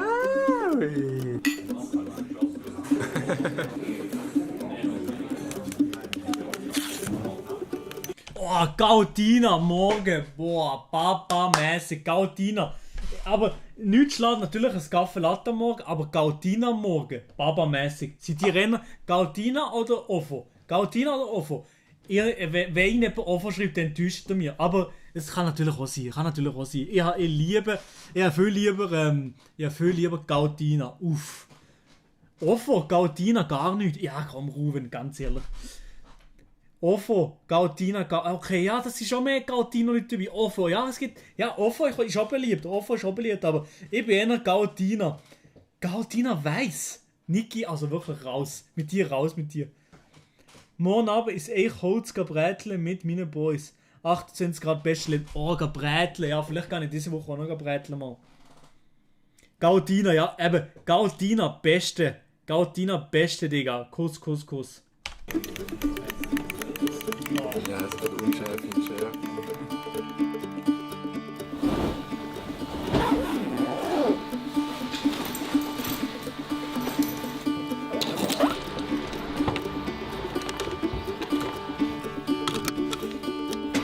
Ihr müsst wissen, das Ganze zu filmen und so, das ist eben so ein Aufwand. Es sieht halt nach wenig Aufwand auf, aber du musst jedes Mal die Kamera irgendwo her platzieren, schnell in die Tür laufen, Kamera mitnehmen und so weiter und so. Das ist alles, es dauert alles gefühlt doppelt so lang. Alles, was du machst am Tag, dauert doppelt so lang, wie du das würdest machen ohne Kamera. Also das sind für den Can und den Adi sind das nicht Ferien gewesen. Es sieht vielleicht so aus auf dem Video und dass es so aussieht, das soll genau so aussehen, aber Ferien sind das nicht.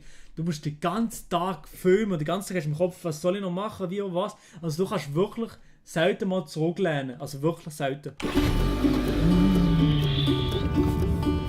Ziemlich rechts. Wir haben gut geschlafen im Hotel. Oder? Yes. Nice. Und jetzt weiss ich nicht mehr, wo durchfahren. Wie man unschwer erkennen kann, sind wir noch ein bisschen müde gewesen, aber Leute, alles easy. Auf jeden Fall ist heute der zweite Tag vom Roadie, bzw. die zweite Etappe. Und der erste Stopp ist der Creux du Vent. Also, hat der Creux du Vent sollte sein. Wir haben ein kleines Problem.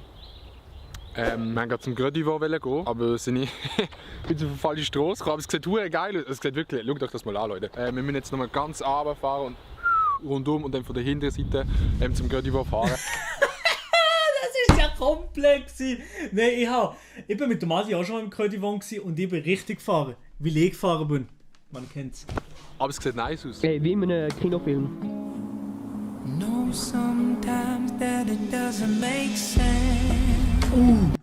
Die Szene, das war wahrscheinlich knapp gewesen, dass die Drohne nicht im Baum hängen geblieben ist und der Boden gekillt ist. Uff. It's even harder to comprehend. Boah, sieht geil aus, sieht geil aus. It's a long night. Say goodbye, then hell no. We came here from nowhere. Viele Leute werden sich jetzt wahrscheinlich denken, Adi, wieso hast du kurze Hosen an? Hast du nicht kalt? Ist natürlich eine berechtigte Frage, aber die müssen einfach wissen. Ja? Hallo zusammen. Können wir kurz einen Outfit-Vergleich machen? Ich habe kurze Hosen an und einen Pulli und den Can, eine Kappe, ein Bulli, eine Jacke, lange Hosen. Ja gut, Sneaker haben wir beide an. Ein Adrian in seiner Wildbahn.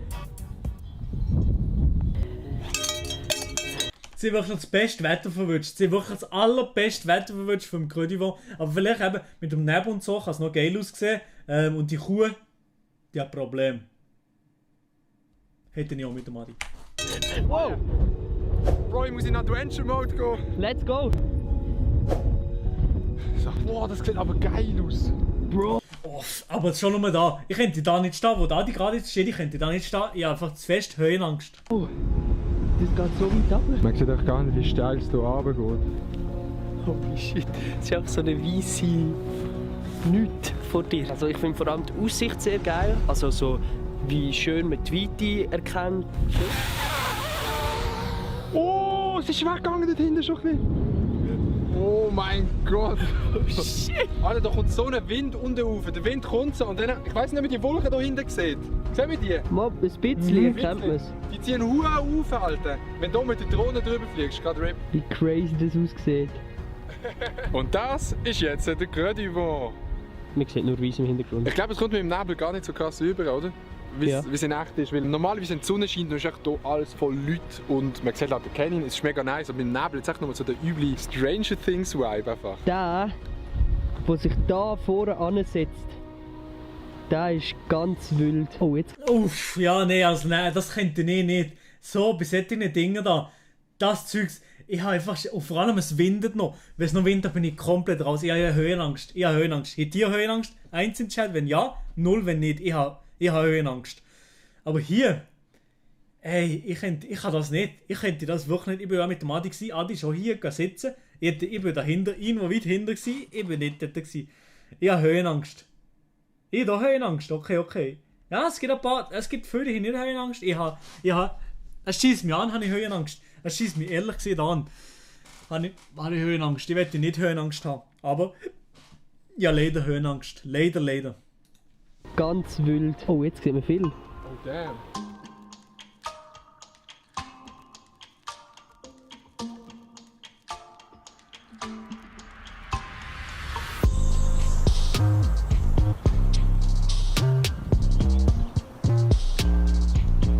Geil.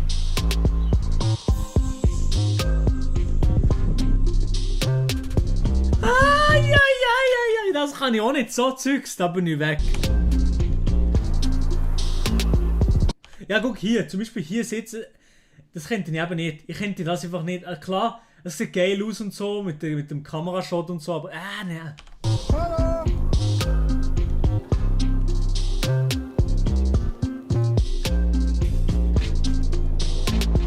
Da bin ich voll. Hinten bin ich auch voll, oder? Ja, am Ass. Und genau darum müssen wir jetzt, glaube ich, einen neuen Bulli kaufen. Ist gut?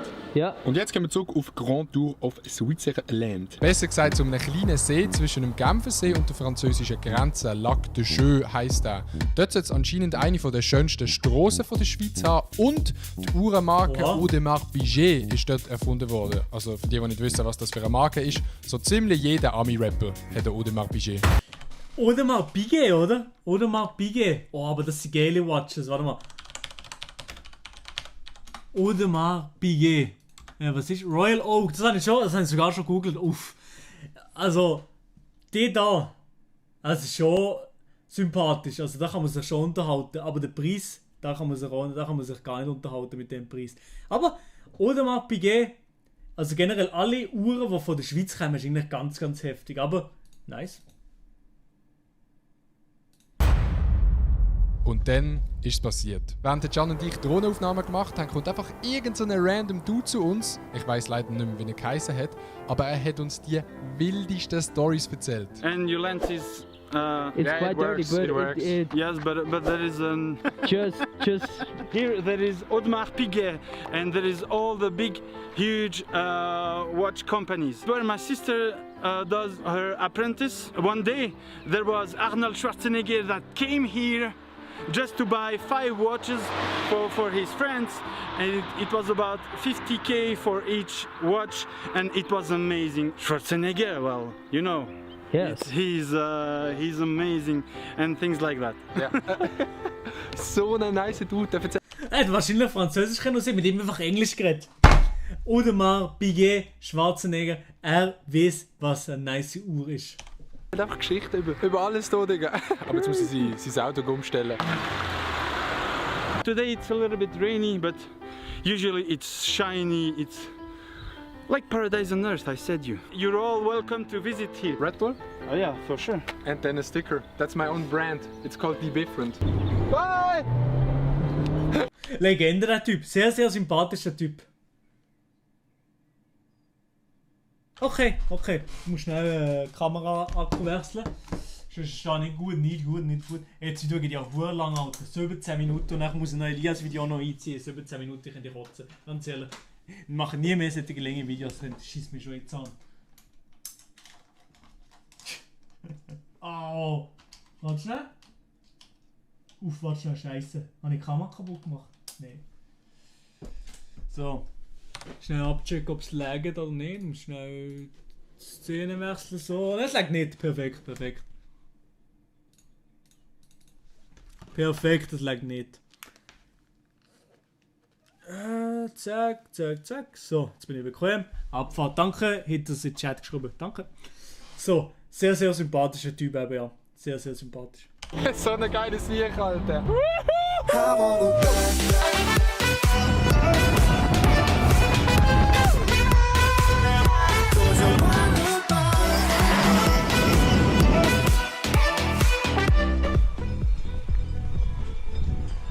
Von außen sieht das Häuschen einfach aus wie ein normales Chalet. Und unten ist einfach ein fucking Bunker. Glaubst du, wir werden erschossen, wenn wir jetzt da hingehen? Ich glaube schon, safe. Digga, Was ist das? Safe ein Schießstand oder so etwas. Wieso hat es da Lichter? Keine Ahnung. Wir sind im Nichts aus und es hat einfach 2 Lichter. Wieso sind da Lichter? Und das jetzt noch erklärt, aber wieso sind da Lichter? Chat, weißt du das etwa? Irgendwo im Nirgendwo so einfach so Lichter. Wieso sind die da? Weißt du das etwa? Ich weiß es nämlich nicht. Also ich weiß auch nicht, wieso, wo sie das machen. Es hat sicher einen Grund, aber ich weiß es gerade nicht.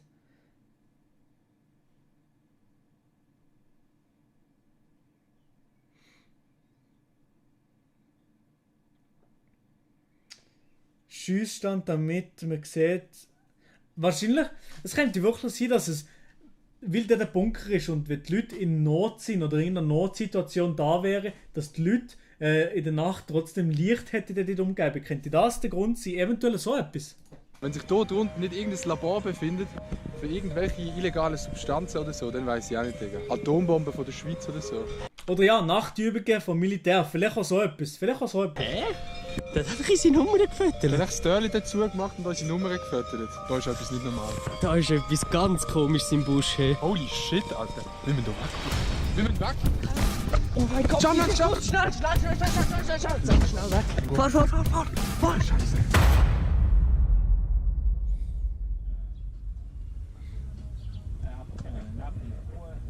Ja, die Kuh geht hinaus und man kann sie nicht mehr fangen. Ja. Schönen Tag. Vielen Dank. Danke. Vielen Dank.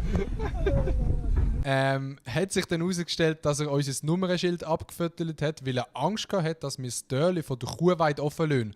Und falls dann halt irgendeine Kuh abgehauen wäre, dann hätte er uns angerufen gehabt. Ja, klar. Ich meine, sie haben wahrscheinlich wirklich Schiss gehabt. Wieso füttert der jetzt unser Stück? Ja, moin. Eigentlich noch lustig. Und dann ist es auch nicht mehr lang gegangen, bis auf Genf. Leute, wir haben es geschafft, wir sind in Genf angekommen. Wir haben die Grand Tour geschafft von Basel bis auf Genf. Es hat noch einige Komplikationen gegeben. Hier in Genf fortan. Wir sind wirklich nicht gelogen. Ich glaube, am Schluss 1,5 Stunden im Stau gestanden einfach. Aber das ist gesehen, wie es eine Demonstration gegeben auf dieser Bridge wegen Black Lives Matter, was ja mega gut ist. Darum nicht so schlimm. Siehst du etwas dort hinten? Nein. Eben, ich auch nicht. Das ist schade. Das ist schön da. Der Wasser... Schödi! Der Schödi! Wahrscheinlich der Schödi, oder? Strahl läuft nicht. Wir wollten noch Fotos machen, aber er läuft absolut nicht. Aber eigentlich kommt das Wasser von unten, dafür kommt es jetzt von oben runter. Das ist eine sehr nice Transition gewesen, Digga. Wir genießen jetzt noch ein bisschen unsere Zeit hier in Genf, bevor es dunkel wird, weil es ist auch schon 10 vor 9. Aber es hat sehr Spass gemacht, wirklich mäßig viel mal Schweiz Tourismus und auch Europcar, dass wir das machen können. Wenn wir den Roadtrip machen, dann gehen wir auf die Grand Tour. Es ist wirklich mega nice. Wir liegen nicht wild. Es gibt einen Punkt, der bei dem ein bisschen anders ist. Du fährst nie über Autobahn oder sehr selten. Ich würde sagen, wir sehen uns beim nächsten Roadtrip. Ja, aber das ist wirklich geil. Die Schweiz hat so viele geile Sachen zu bieten. Ich muss sagen, die Schweiz ist ein extrem schönes Land und Schweiz Tourismus, wenn der Bock hat, ich bin jetzt von einem Roadtrip. Ich bin Can fürs Mikro. Gerne. Wir sehen uns beim nächsten Video. Oh baby, this time will be gone forever. Never in a lifetime will you see us back here again. So come before it's too late. Hurry now, cause I can't wait. Let's put on our anthem. We'll be singing all night long, all night. Ja, hey, geiles Video. Sehr, sehr schönes Video, was sie da gemacht haben, die zwei. Ich muss sagen, wirklich ganz, ganz schönes Video. Schön geschnitten. Ist wahrscheinlich sehr, sehr viel Aufwand gewesen, von Adi. Aber wirklich sehr, sehr schönes Video. Und jetzt gibt es noch das Outro.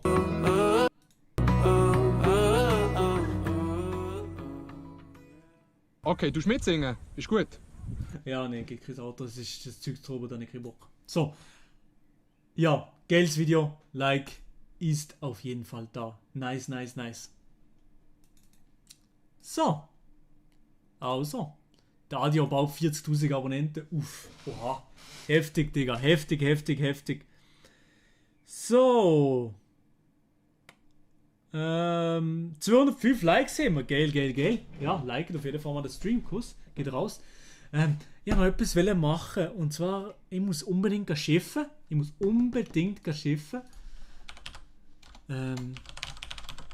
Das muss ich unbedingt machen. Und dann wollte ich noch schnell auf andere Videos reagieren, natürlich. Genau.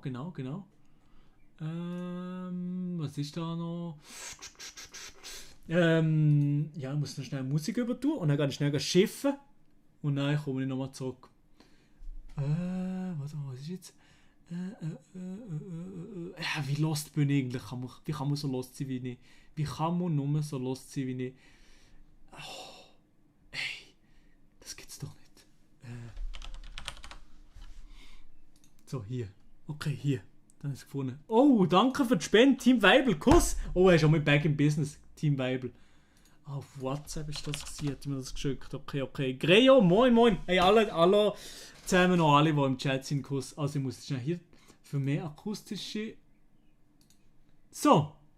Okay, von Matteo, ein Song, der ist schon Schweizer Musiker, wie du im Hintergrund noch ein bisschen Musik laufen. Ey, für die neue PC Twitch gebe ich mehr drin. Ey, danke dir viel mal. Kuss. Für die 5 Stutz. Merci dir viel mal. Und danke Team Weibel auch noch. Also, ich komme gerade um mich, schnell pissen. Und ich komme gerade um mich. Also, let's go. Ich komme gerade um mich. ein bisschen Musik auf euren Nacken.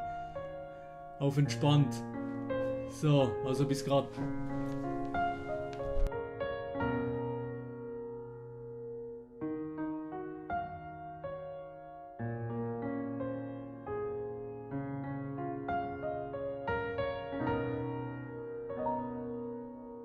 Can't you hear him screaming out there?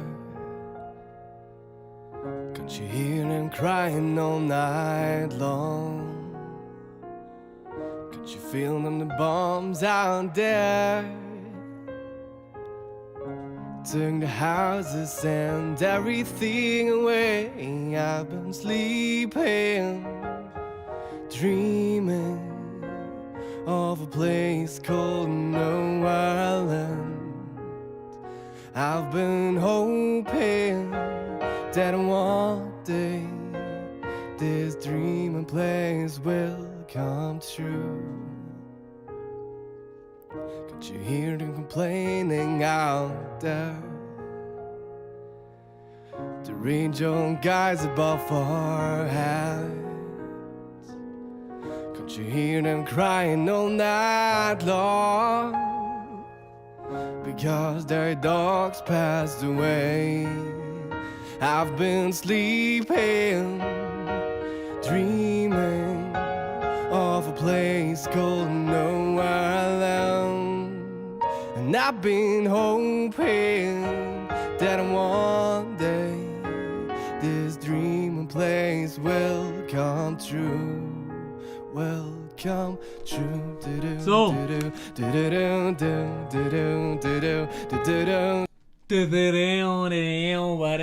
So, ich habe das Lied absolut nicht gehört, ja moin. Er singt komisch, keine Ahnung, er ist Schweizer Musiker, keine Ahnung, der Matteo, aber absolut sympathischer Boy. Habe ich noch ein bisschen in Plage hier.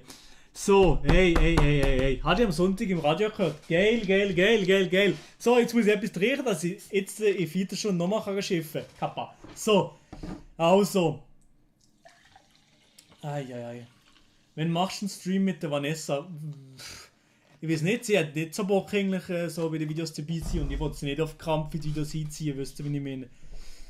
Ist das der ein Dude vom Kochikästchen-Podcast? Ja, genau, das ist der, ja. Danke nochmal Team Weibel für den Franken. Kommst du jetzt aber Franklin News, oder wie? So nicht, mein Junge. Jo. Ja, aber ich weiß nicht, ob ich... die Vanessa, die ist rum, die will da rum, aber die macht noch ihre Bachelorarbeit, ist noch am Arbeiten momentan.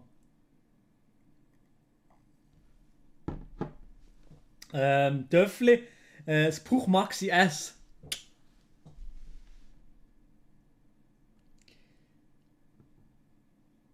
Der ändert ja alle 2 Sekunden seinen Künstlernamen. Ja, ich glaube auch, gefühlt ändert er die ganze Zeit seinen Künstlernamen, lul.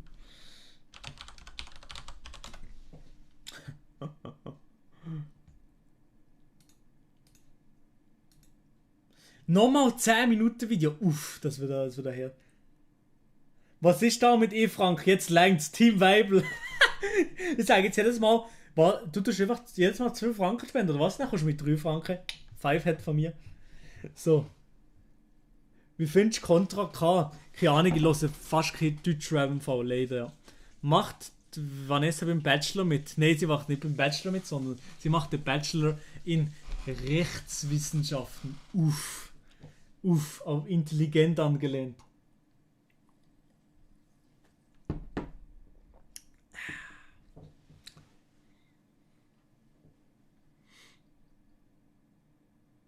So, ja, es ist alles Paletti. Braucht Maxi das beste Töffli. Wollt ihr eigentlich als Töffli alle? Nein. Wie schnell läuft das Buch Maxi? Es ist mal 50 gefahren, aber jetzt, also heute würde ich das nicht mehr so machen. Heute würde ich es einfach lassen. Default. Und wahrscheinlich, wenn ich mal so das Piaggio gehen, so auf entspannt. Jetzt ist genug. Team Weibel, danke dir vielmals für die 3 Stutz nochmal. Schaffst du noch im Radio? Ja, ich schaffe noch im Radio. Also, let's go mit der Reaction. Abfahrt mit der Reaction von Stadt, Land, Lachflash mit dem Olli Nelson. Stadt, Land, Lachflash, da kann ich glaube ich sogar mitmachen von der Nati Style mit dem Olli Nelson zusammen. Ist noch irgendetwas in den Kommentaren? Reaktionsboss ist morgen auf Twitch on. Ey, ich bin nicht auf Twitch, ich bin auf YouTube noch. Am 1. Juli auf Twitch. Jetzt noch nicht, am 1. Juli auf Twitch. Bitte in den Kopf bekommen. Ich habe gehört, dass der Schweizer Reaktionspost das anschaut. Hey, da hast du absolut das richtig gehört. Das freut mich natürlich. Wo ist der Reaktionsboss? Adi. Ganz ehrlich, raus mit dir. Du mit deinem Namen. Ja, genau. Das geht gerade direkt zurück zu dir. Und hier, wir warten auf den Schweizer Reaktionsboss. Aber cooles Video gewesen. Danke dir vielmals. Freut mich sehr. Habt ihr alle auch mitkommentiert. Kuss. Also wir legen los mit dem Video. Abfahrt.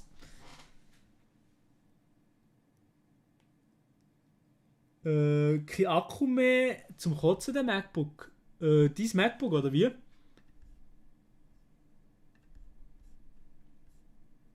Also, let's go. Mein Velo ist geklaut worden heute. Scheiße. Wie kann man dich auf Twitch abonnieren? Einfach auf das Herzchen klicken. Das ist einfach ein Follow. Ein Follow kannst du da damit anlassen. Genau. Und sonst erklärt es auch noch der Variaschi. Gut, also, bist du ready? Ja. Gut, Nein. Also, was hast du jetzt? Heute zusammen und herzlich willkommen zu meinem neuen Video. Ich bin da mit dem Olli vom Kanal Olli Nelson, genau. Und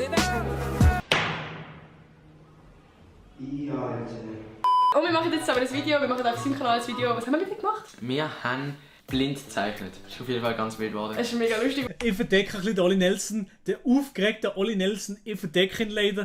Ich muss meine Kamera verschieben und zwar bin ich auf professionell angelehnt. Let's go, wir machen weiter.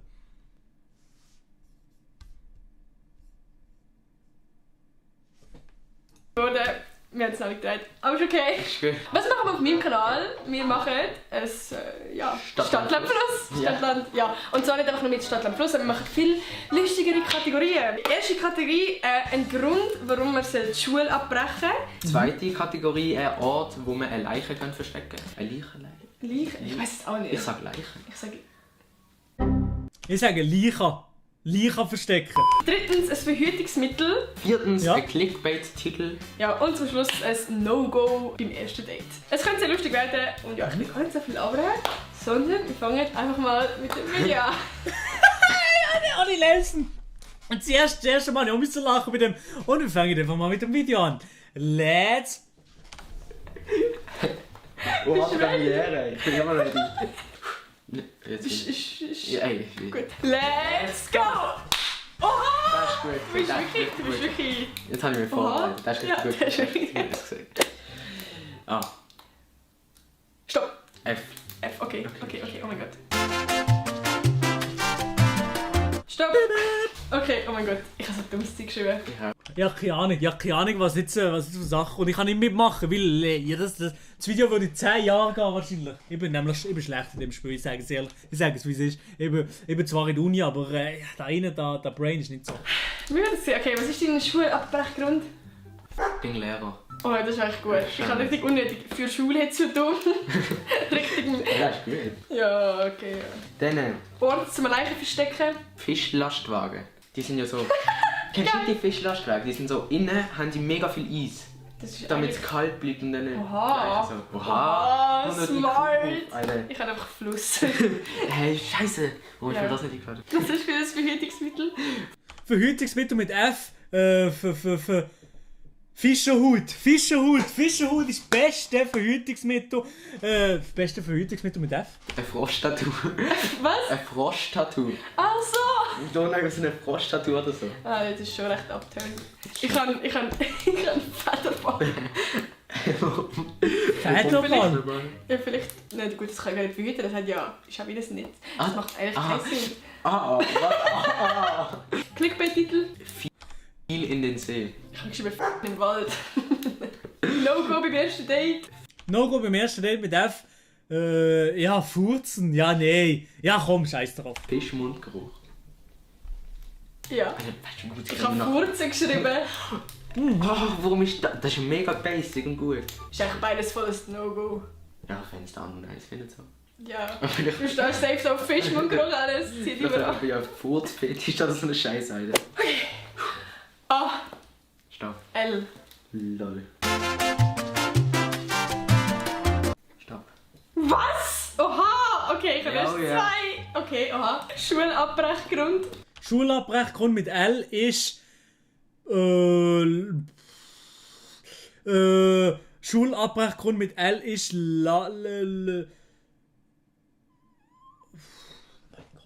Chat, hat er etwas Gutes? Bitte komm. Schulabbruchgrund.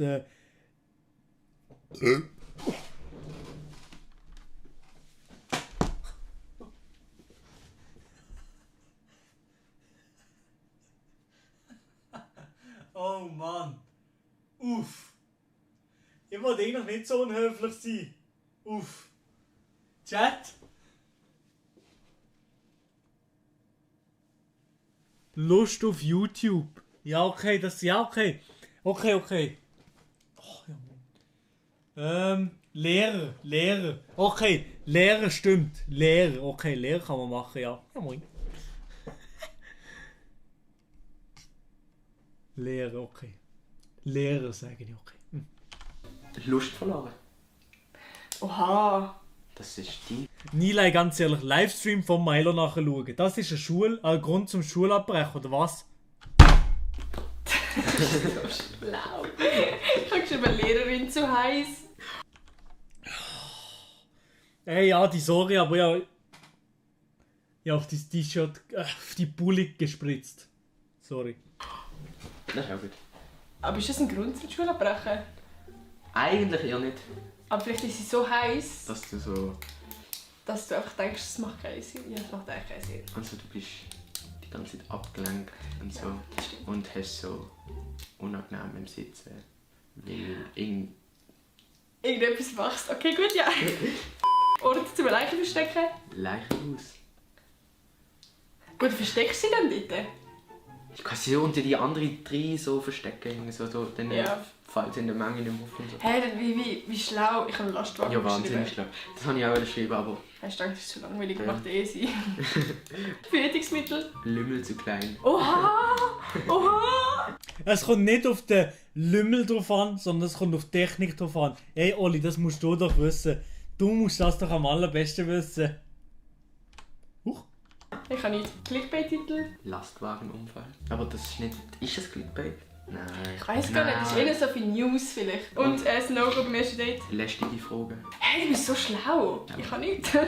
Okay. Next. Ah.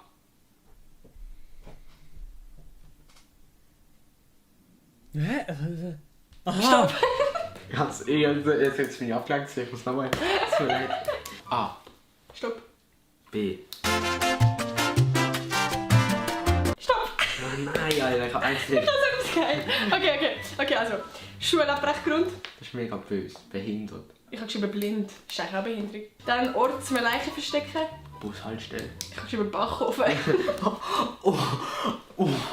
Oha, im Ofen. Im Ofen, das schmeckt dann sicher gut daheim. Im Ofen einfach mal Leichen verbrennen. Das schmeckt sicher sehr, sehr schmackhaft. Was? Ja. Ein Verhütungsmittel. Bestes Stück verloren. Ich habe geschrieben Bob der Baumann Unterhose. Ich fand es super geil. So, wow, nice. Bob der Baumann Unterhose. Für die würde ich sogar aufs andere rufen. Nee, komm. Die würde ich alle. Und wir treiben es die ganze ganze Nacht. Clickbait-Titel. Blitz eingeschlagen. Eskalation. Ah ja. Du schreibst immer so die News-Titel. Ich habe geschrieben, Achtung, blind zeichnen. Absolute Clickbait-Titel. Da ist verlinkt. Es ist da. Shit. Und das letzte, No-Go beim ersten Date. Nein, ich nicht. Ah, ich habe geschrieben, betrügen am selben Ort. Wow. Ah. Ja. Gitarre spielen. Ah. Stopp. Cool. Nein, scheiße, nochmal. Ah. Stopp. Ah. Wow. Hä? Aber wie macht sie das A? Und dann nach 2 Sekunden ist sie schon mal bei A. Das geht also. Ich hoffe, verstehe ich nicht. Stopp. Nice. Gut. Schulabbruch. Absolut kein Bock mehr. Es macht Sinn. Ich habe geschrieben, Astronaut werden. Gut, vielleicht musst du nicht in die Schule. Das macht echt gar keinen Sinn. Next. Ort zum Leichen verstecken. Aare, der Fluss sind da. Ich habe geschrieben Ameisenhaufen. Oha, Ameisenhaufen. Nein, essen die Ameisen die ganze... Okay, komm, wir lassen einfach sein. Es kommt nicht besser. Meine... Der Kriminelle war schon mega geile Örter für Leichen verstecken. In einer Ameisenhaufen. Oh mein Gott. Führungsmittel. Arm statt Pink. Arm statt Pink. Wenn du so einen Arm da hast oder so. Hä? Also es ist so lang wie ein Arm Nein, das ist oder eine es Behinderung, ist... dass die Arm dort wächst. Aha, gibt's das? Nein. Ich habe geschrieben, asexuell sein. Also ich weiß nicht. Ja, das sicher. Hey, sicher. Ja. Clickbait-Titel? Alles geht schief. Ich habe geschrieben, alle ja oder nein. Das No-Go habe ich geheißen, das No-Go. Nati mit Clickbait, das hat sie im Griff. Beim ersten Date. Arschloch sein. Wenn du ein kompletter Arschloch bist, dann ist dann noch Bock auf dich. Schlau. Und riesig das eigentlich ist. Das und ist ich nicht auf das komme. Ah. Stopp. H wie Hans. Hans, Peace Hans.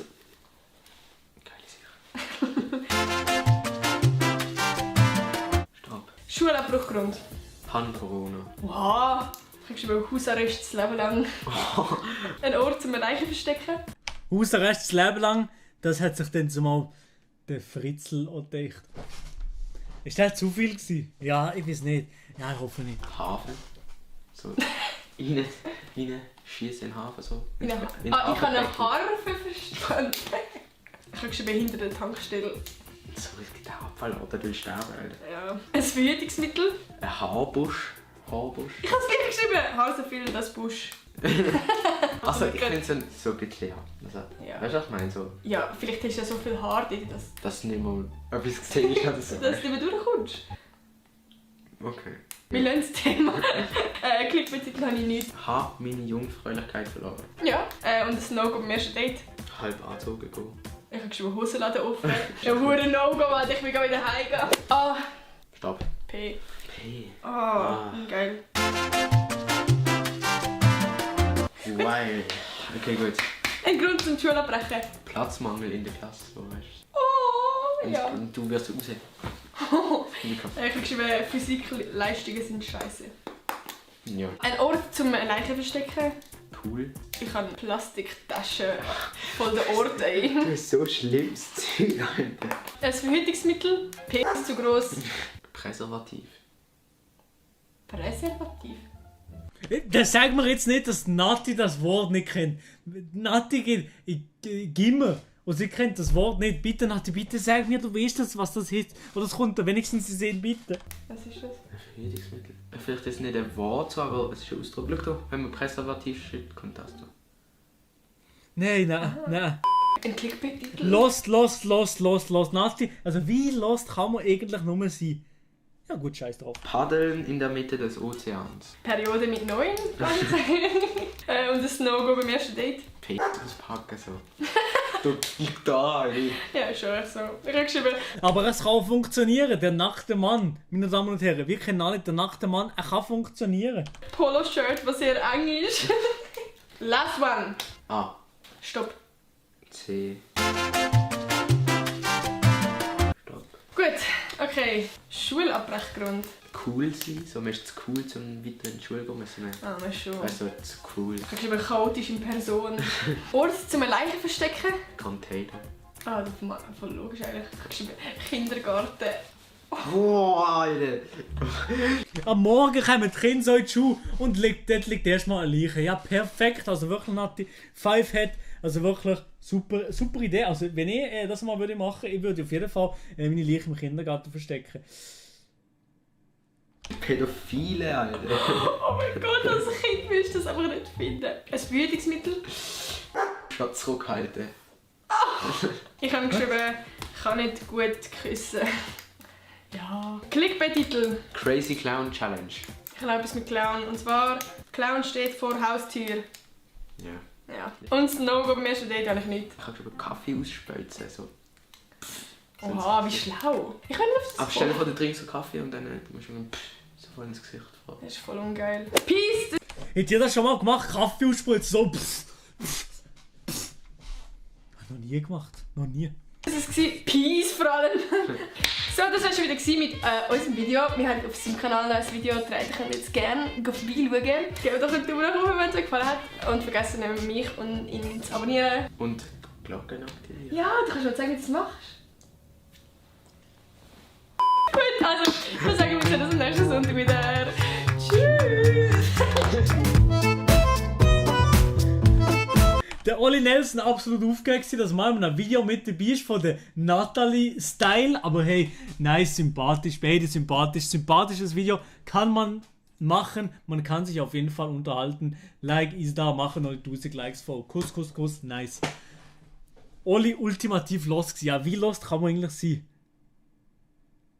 Milo, wie haben wir das gemacht? Bitte, kannst du das noch einmal vorführen mit dem Kaffee? Ja, kann ich vorführen, ja, mit dem Kaffee. Warte schnell. Mit Kaffee riecht, hätte das schon mal gemacht, so wie der Kaffee ist heiß und so. Machst so, früher einen Kaffee so, was? Das ist so ein Kaffee, ja, ist heiß, okay, Dann machst du so. Habe ich noch nie gemacht. Wenn jetzt irgendjemand cringe drin schreibt. Dreh nicht durch, kannst du nicht aus. Emmy Kaffee Latte schon immer heiß, oder?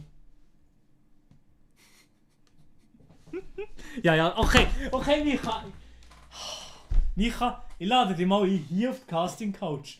Aber es passiert nichts, sondern du wartest und wartest und wartest und wartest und wartest. Auf einmal stirbst und dann bringen dich in den Kindergarten.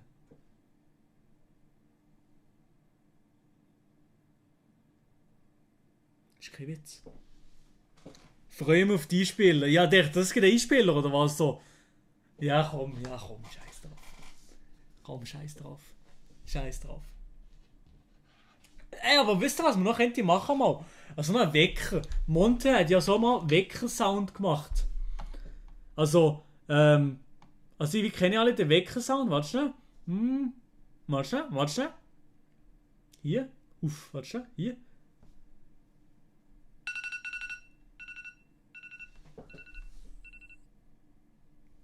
Warte schnell. Das kennen wir ja alle, oder? Warte mal.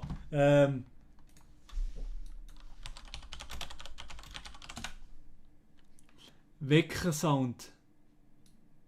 Oder Apple.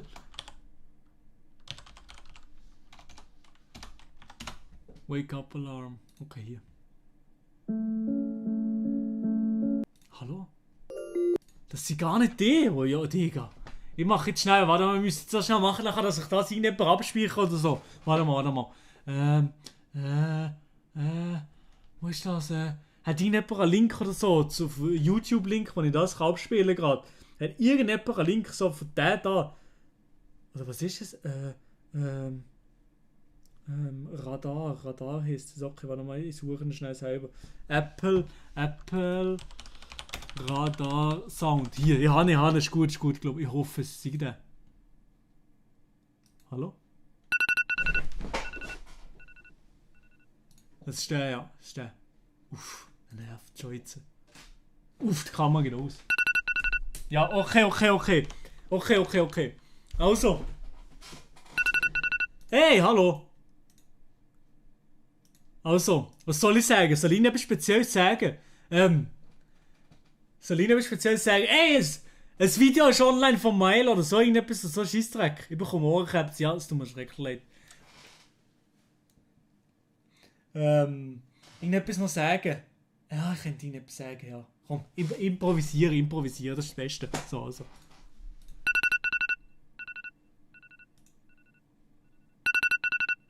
Hey. Ich muss nochmal. Let's go, komm jetzt nochmal. Hey. Aufstehen. Hey. Stehst du jetzt endlich auf, oder was? Du hörst den Wecker doch. Aufstehen. Zeit ist da. Wenn du jetzt nicht aufstehst, dann kommen noch mehr Videos von Mari Totoro. Stand bitte auf, ich will nicht noch mehr Videos von Mari Totoro sehen. Ja, moin, da ist es weg. Das war's komplett. Was ist das gewesen? Fötzlu gewesen wahrscheinlich. Scheiße. Egal. Scheiß drauf. Ear Rape, schon gut. Neuer Wecker ab morgen. Sorry, bin wach. Sind jetzt alle aufgestanden? Nein, ja, die eben. Wenn ich mit Attitude drohe, dann standen da alle auf. Was ist genau sein Plan? Mein Plan? Ich habe keinen Plan, Colin. Ganz ehrlich, Colin, ich habe keinen Plan. Hast mit OBS geklippt. Uff, okay. Cringe. Ja, ich bin bekannt für Cringe. GB Ghost. Ich bin bekannt für das. Wenn du bei Adi nicht im Bett stehst, dann weiß ich auch nicht, ja. Hey, Philipp Arn, danke für die 5 Stutz. Danke dir für mal. Jappi, komm runter. Ja, oder Jappi ist da. Sehr geil. So. Danke vielmals für die 5 Franken. Danke vielmals. Spielst du Fortnite? Ja, ich habe früher mal Fortnite gespielt, aber mittlerweile nicht mehr. Osama, moin. So, also, wir gehen jetzt nochmal drin. Wir müssen natürlich noch weitermachen. Also, ich will jetzt. Also, was steht noch auf dem Programm? Der Adi haben wir gemacht. Der dann auf dem Programm. So, boom. Und der Neil hat natürlich ein Kids-Video gemacht. Wir kennen natürlich, hat er ein Kids-Video gemacht. Belastend, Digga. Also, der Olli Nelson, der hat noch zusammen mit dem Natti-Style. Warte mal, die falsche Cam. Ja, die falsche Cam wahrscheinlich, ja. Ohne links. Also, er hat zusammen mit dem Natti-Style hat der Olli Nelson ein Video gemacht. Und zwar blind zeichnen. Ich bin mal gespannt, was sie blind zeichnen. Komm, wir gehen einfach mal drin in die Reaction. Let's go, Digga. Yo zusammen und herzlich willkommen zu einem neuen... Ja. Yo zusammen und herzlich willkommen zu einem neuen Video von mir. Heute die machen blind malen. Und das mache ich natürlich nicht allein, sondern mit der Natti-Style, Peace, hallo. Kennen Sie wahrscheinlich von YouTube und sonst können Sie das jetzt hier abonnieren. Wir werden jetzt Sachen jeweils blind zeichnen, beziehungsweise nur jemand und der andere kann dann erraten, was man gezeichnet hat. Ihr könnt das ganz viele Begriffe auf Insta schreiben. Ich heisse Natti-Style_. Und ich heisse Olli_Nelson. Cool. Let's go, Alter! Wow, das ist schön. Ich würde sagen, ich fange an. Und ich heisse Milo Romani auf Instagram. Könnt ihr mir auch gerne drin folgen. Offers ist anders nice. Hat dort etwa schon 300 Stutz gelegt. Ja, da kannst du jetzt mit dem Gutscheincode Milo kannst du noch Rabatt bekommen. Also steht unten in der Videobeschreibung, kannst du auf jeden Fall 5 Stutz Rabatt bekommen. Brauchst du einfach mit Code. Wäre ehrenhaft, der mit Code braucht. Bringt euch ja auch etwas. Ja. Ist neue Portemonnaie schon angekommen? Nein, da muss ich noch bestellen. Ich mache eventuell noch mal einen Stream die Woche, wo ich extra das bestelle. Weil wahrscheinlich kann ich nicht Ewigkeiten streamen heute. Elias Video wird wahrscheinlich knapp das noch, uns noch einziehen. Vielleicht verschiebt man das auf morgen, übermorgen oder ich weiß nicht wann. Weil wahrscheinlich habe ich jetzt keine Zeit mehr. Genau, ja. Aber wir machen weiter erstmal hier mit dem Olli Nelson. Yalla. Suchen wir mal den ersten Begriff raus. Und wir haben absolut nices Stirnband. Das ist der Match. Das matcht einfach wie nichts. Sieht man das? Ja. Da. Merci vielmals. Ich fange an. Ja. Eine Blume zeichnen, okay. Ich kann noch eine Blume zeichnen, blind. Das kann ich schon so, baff, einfach einen Strich und dann so. Blume. Perfekt.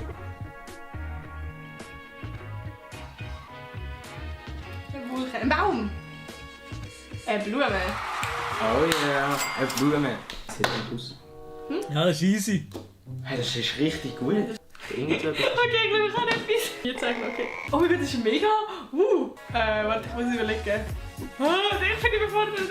Zahnspange ist ja viel schwerer. Warte mal, Zahnspange würde nicht... Ich zeige es euch jetzt nicht, wie ich es würde ziehen, ganz ehrlich.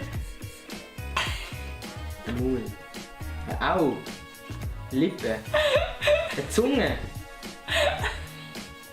Man sieht es einfach absolut nicht. Die Kamera absolut perfekt eingestellt, Kapi. Beiß auf die Lippen.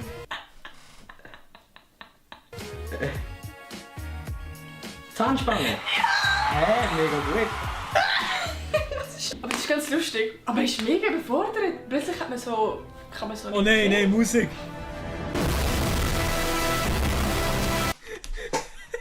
Thanos, Rip-Kopfhörer. Ja, ey, ganz ehrlich, das nervt. Bitte nicht so viel lauter Schädibu. Ich drehe durch. Jetzt kann man wirklich sagen, Uni Freiburg, nur wegen euch, weil sie so Zeugs. Bin ich verheult? Geil. Olli, du bist eine Legende. Sättiger Scheissdreck muss mehr eingeblendet kommen. Sympathisch, man kann sich auf jeden Fall miteinander unterhalten. Nicht? Ich mal. Ja. Okay. Ich habe einen Tag.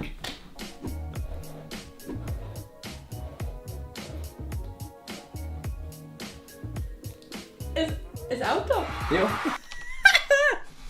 Aber es hat ausgesehen, es hat schon ein lost ausgesehen. Und hier das Auto da, oder? Hier. Ja moin, also ein perfektes Auto. Ein Auto? Ja. Wollen wir so. Ja. Oh mein Gott, das schaffe ich nie. Ich weiß nicht mal, wie das aussieht. Okay. Oh, der Schweizer Umriss ist noch schwer zu machen blind. Ein Berg. Schweiz? Ja! Hä, safe. Oh.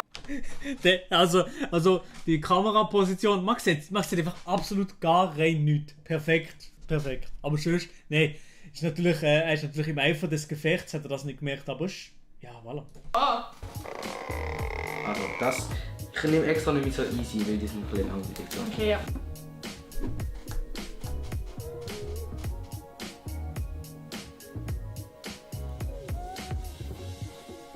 Das ist Einhorn.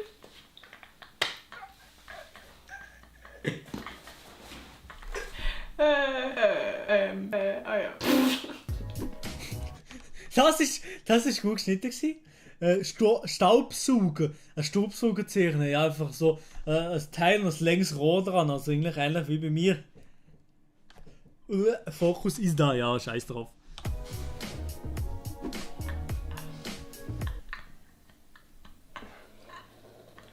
Stethoskop. Bär. Was ist das für ein Tier? Hä? Ich glaube, du meinst, du hast aber so richtig geil. Ein Staubsauger! Wow, shit! Hä? Das ist gar nicht so geil. Ich kann keine Kappe anziehen. Ich Meine Ohren machen Inju. Ja. Inju. So. Dann bin ich wieder dran.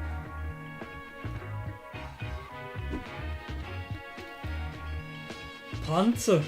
Aha. Jetzt haben sie wahrscheinlich verschissen. What? Post. Ein Vogel. Pew.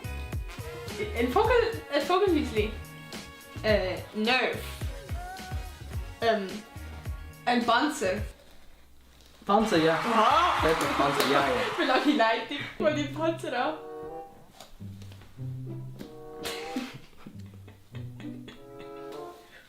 Oh, wenn ich muss aussuchen.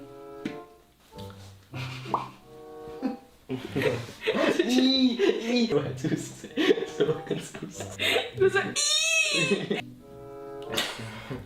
das wäre so richtig ernst. Adi mit seinem kleinen Schnauz. Oh shit. Der Adi zeichnen. Ja, einfach Bias zeichnen, das ist gut. Schlüsselloch. Ein Mensch. Ja, aber ich muss wirklich sagen,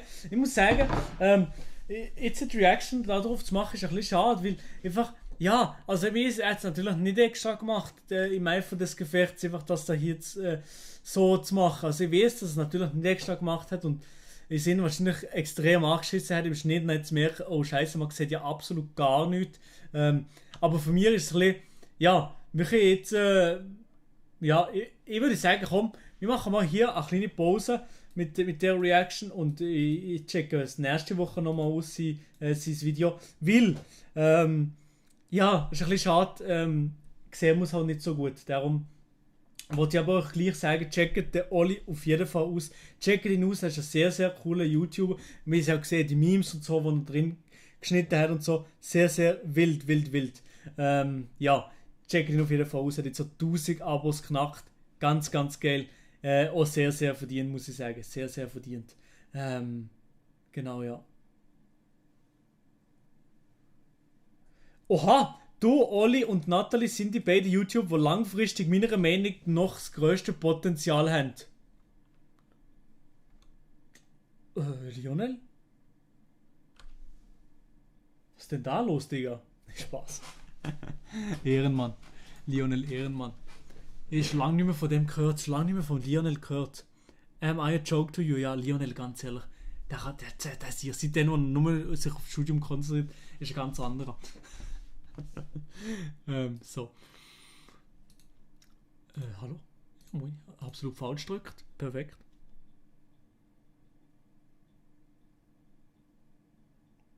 Ja, der hat keine Ahnung mehr von YouTube, der Lionel. Ja, moin. So, was habe ich noch wollen? Ich habe noch irgendetwas wollen. Irgendetwas habe ich noch im Kopf gehabt, wo man nachher sich einziehen kann. Aber ich habe es vergessen.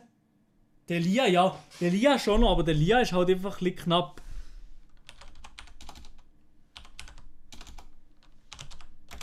Der Lia ist ein bisschen zu knapp, muss ich sagen. Der Lia ist ein bisschen zu knapp, weil ich kann nicht Ewigkeiten da sein.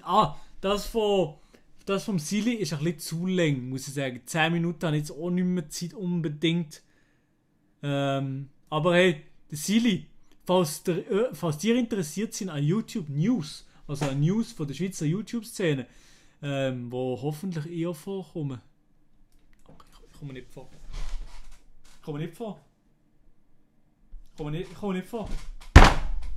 Nein, also nein. Also Silly, ich sage es mal so. Wenn ich nicht vorkomme, dann habe ich ja gar kein Interesse, mir das Video einzuziehen. Spaß. Nein, es ist einfach ein bisschen lang, mir das Ganze jetzt einzuziehen. Aber ich checke es mir privat auf jeden Fall aus. Auf jeden Fall. Und ja, genau, das wollte ich noch sagen. Genau. Spielst du Fortnite? Ja, ich spiele Fortnite, aber momentan nicht mehr aktiv. Nein. Genau. So. Ich schalte nochmal schnell um hier. Zack. So. The Freshman. So, ja, ich glaube, ich würde sagen, wir machen heute tun wir mal einen Rap machen um den Stream. Heute machen wir fertig. Aber wir machen, diese Woche gibt es höchstwahrscheinlich nochmal einen Stream. Und zählt die Rabattcode einmalig? Nein, jetzt, ich muss nochmal fragen. Ich müsste nochmal nachfragen. Weil du würdest es mehrmals brauchen, oder wie, Nicola? Ich frage ihm schnell jetzt nach. Ich frage ihm schnell gerade nach. Vielleicht antwortet er gerade noch. Hallo. Ich habe gerade im Livestream-Chat noch eine Frage bekommen. Und zwar hat jemand gefragt, ob der Rabattcode nur ein einziges Mal zählt oder mehrere Mal. Also kennt ja eine Person, die jetzt mehrere Bestellungen würde machen oder Gucci-Code und mehrmals brauchen. Jo, danke für die Antwort. So. Also, ich habe mir schnell gefragt. Er ist schon ein ganz lieber Dude, ein ganzer Ehrenmann. Wirklich ein Ehrenmann und ich sage, es ist eine coole Partnerschaft. Und ich hoffe, dass wir das vielleicht ein bisschen länger machen. Osama, was hat er sich? Was macht er sich die ganze Zeit? Ey, Osama, ich weiß auch nicht, was deine Mission ist hier im Chat. Keine Ahnung, Digga. Ich weiß nicht, was deine Mission ist. Ja. Also, er schreibt schon zurück. Wegen dem Code.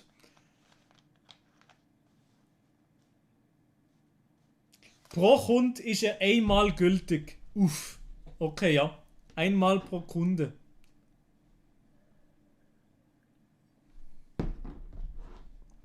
Einmal pro Kunde gültig. Aber er schreibt noch etwas. Vielleicht kommt noch etwas anderes. Oha, Nicola, vielleicht kommt noch etwas. Oh ja, Vielleicht noch ein Like da lassen, wäre oder ehrenhaft. Pro Kunde ist Rema gültig, aber er schreibt noch gerade, ja. Also ich sage mir nochmal. Es wäre... Das Ding ist eben, sind ein paar in meinem Chat, die ich jetzt gerade gesehen habe, die eventuell ist sogar mehrmals vielleicht würde ich ihn gut gebrauchen. Warte. Ich muss schnell noch lesen, was er geschrieben hat. Mehrmals wird problematisch aus Provider-Sicht.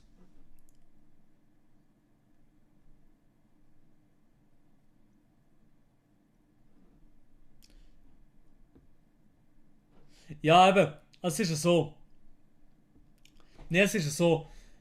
Es ist logisch, was er sieht. Ich meine, er kann nicht unendlich viel mal das anbieten, weil es ist sozusagen, es ist der Preis von der Artikel einfach generell billiger. Und er hat gesagt, er kann das nicht machen, dass einfach immer gültig ist. Also nur für eben diesmal ein einziges Mal. Genau, ja. Aber ja, man kann das vielleicht auch umgehen. Nein. Genau. Aber eben, mit dem Gutscheincode Maelo könnt ihr auf 5 Stutz Rabatt bekommen, eine Abstellung von 20 Stutz. Genau. Wenn kommt die neue PC? Eben, da habe ich noch nicht zusammengestellt. Z the Freshman, oder was? Z the Freshman, oder wie? Z the Freshman, wie heißt das Lied überhaupt? Oha! Weezy out of here! Mit 10 Stutz ist er da! Liebe gehen raus! Weezy, Kuss, danke dir fünfmal. Iu. Aber was für ein Lied von ihm?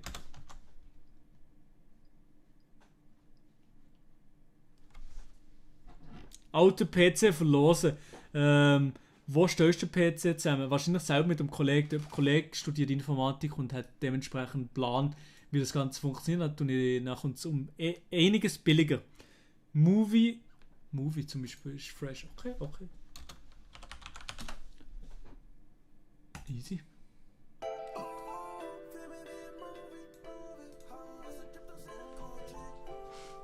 Gibt's das auf Spotify? Wahrscheinlich schon. Cine and the Freshman. Oha, die hier hat zusammen gemacht.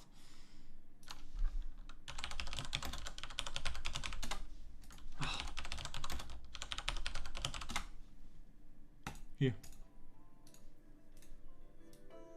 So, easy. Noch lila ausklingen jetzt der Stream. Was geht ab? Jetzt gerade geht nicht viel ab. Wir machen gerade den Stream fertig. Wir tun jetzt bald fertig machen, den Stream, nicht abbrechen. Wie lange noch? Nicht mehr so lang. Wie stehst du zu Drogen, respektive Drogenentkriminalisierung, Legalisierung? Uff. Dann ist schon mal etwas geredet. Und dann ist schon mal darüber geredet.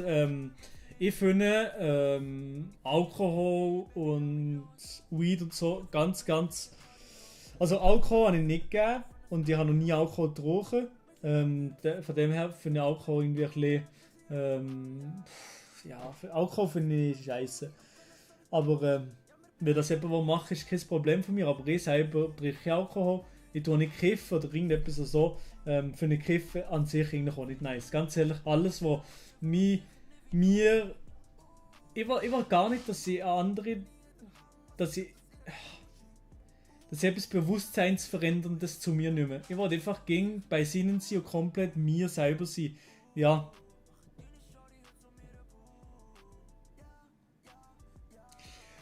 Abschiedsspende. Giannis Welt. Bin am nächsten Montag 17 Wochen in der RS. Also macht's gut. Kuss.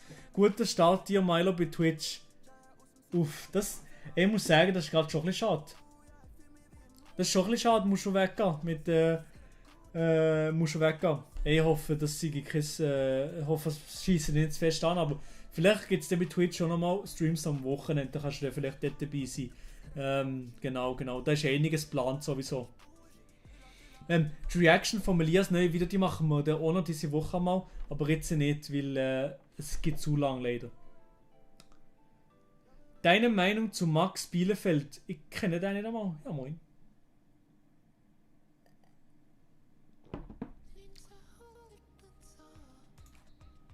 Uff, das ist auch 1900 und so. Das ist Copyright geschützt, das weiß ich. So.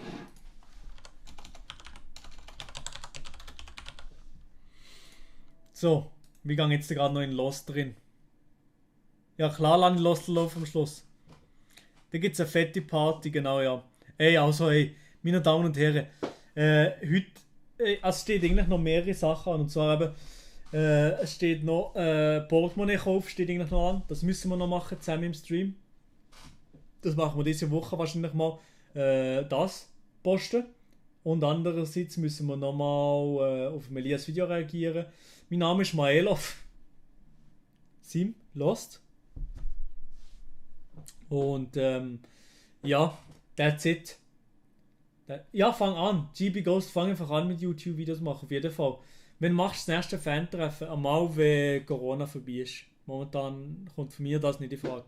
Vielleicht machen es andere Leute, aber ja, nein. Mache ich nicht. Wie alt bist du? Über 14. Genau. Aber eigentlich werde ich sicher nächstes Jahr mal ein Familientreffen machen. Ich sehe meine Familie da rein, da Herz, Mann. Nee, aber ich würde sehr gerne mal etwas machen. Oh mein Gott, Gianni, ich wünsche dir auch alles Gute zu Freiburg hier. Du lernst ein bisschen meine Stadt kennen. Eventuell laufen wir sich ja mal über den Weg oder so. Wenn du willst, kannst du mir auf Insta schreiben und ich tue dir ein paar Restaurants oder ein paar Sachen vorschlagen, wo du kannst mir die mal einziehen oder mal machen oder so. Die sicher gut sind. Ich habe ein paar Restaurants empfehlen, wo du auf jeden Fall musst gehen. Genau, danke dir vielmals für 20 Stutz, dass du den noch rausholst. Einfach so. Danke dir vielmals, sehr, sehr wild. Es freut mich sehr. Freut mich wirklich sehr. Hey, und eben, wir machen sicher noch mal das Fan-Treffen. Und jetzt wird die Community Gaming, vielleicht mal. Heute sehr geile Stimmung gewesen, habe ich gefeiert. Danke Chat, danke liebe Mods, danke Milo und danke der Gianni, wir werden dich vermissen. Ey, ganz ehrlich, wir werden den wirklich vermissen im Chat. Aber eventuell ist er schon noch dabei. Jägermeister, Top oder Flop? Jägermeister! Top. Kappa. Höchstalter beim Fan-Treffen? 90. Ich komme mit auf Twitch, ja. Also nochmal für alle. Aber am 1. Juli sind wir dann live auf Twitch. Das heisst, nächste Woche Montag machen wir noch den letzten Stream. Nächste Woche Montag oder den letzten Stream auf YouTube. Der letzte Stream auf YouTube, nächste Woche Montag. Also hey, laden jetzt noch ein bisschen Musik laufen. Und zwar absoluter Klassiker hier. Der Cyan. Mit Lost. Den müssen wir uns noch gönnen. Geiler Song. Kuss geht aus alle an meine Community. Danke. Wenn ihr den Text ein bisschen kennt, dann schreibt in den Chat. 1000 Stimmen im Kopf. Ich fühl mich so lost. 1000 Stimmen im Kopf.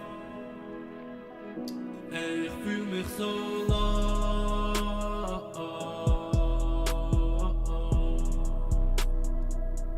Ich fühl mich so lost.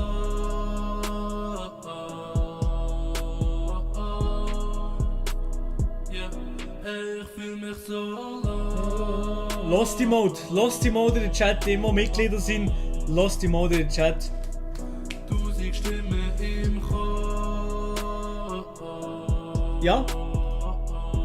Ich finde den anderen Ragettli sehr cooler Typ, sehr cool. Verloren auf der Welt. Will mich jeden Tag so quält. Augen auf in der Nacht, Die Stimme haltet mich wach. Denn ich höre es ganz klar. Meine Sorgen sind real. Und auch niemals hinterfragt. Vielleicht ist es gar nicht wahr. Ich fühl mich so lost.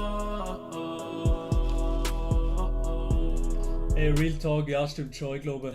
vom Streaming-mäßig, was wir von der Community hier im Stream, das ist etwas ganz, ganz krasses. Also es sind Leute, die so oft immer dabei sind und so oft einfach Support und dabei sind, und im Stream selber kennen sich die Leute untereinander schon so. Das ist eben jetzt genau das Geilste. Es ist scheißegal, wie viele Leute, ob es im Endeffekt 65 Leute am Ende noch sind, ob es 200 Leute sind, es ist egal. Es geht einfach darum, dass wir hier eine geile Zeit hier, einfach eine geile Community untereinander sind. Es geht einfach um das, und das ist das Geilste. Und das ist das Geilste, dass ich so eine Community jetzt habe und dass meine Leute mich so unterstützen bei dem, was ich mache. Ganz, ganz, ganz, ganz wild. Ganz, ganz geil. Und ich bedanke mich wirklich. Ich bedanke mich jeden Stream gefühlt, aber ich muss halt einfach auch. Ich kann fast nicht anders. Einfach mal noch das Herz rein. Kuss, Kuss, Kuss. Danke dir vielmals. Vielleicht bin ich ja schon tot. Ich fühl mich so Das Lied heißt so. Ich fühl mich so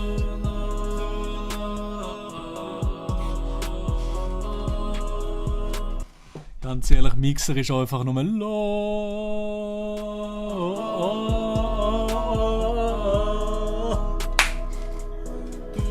Stimme im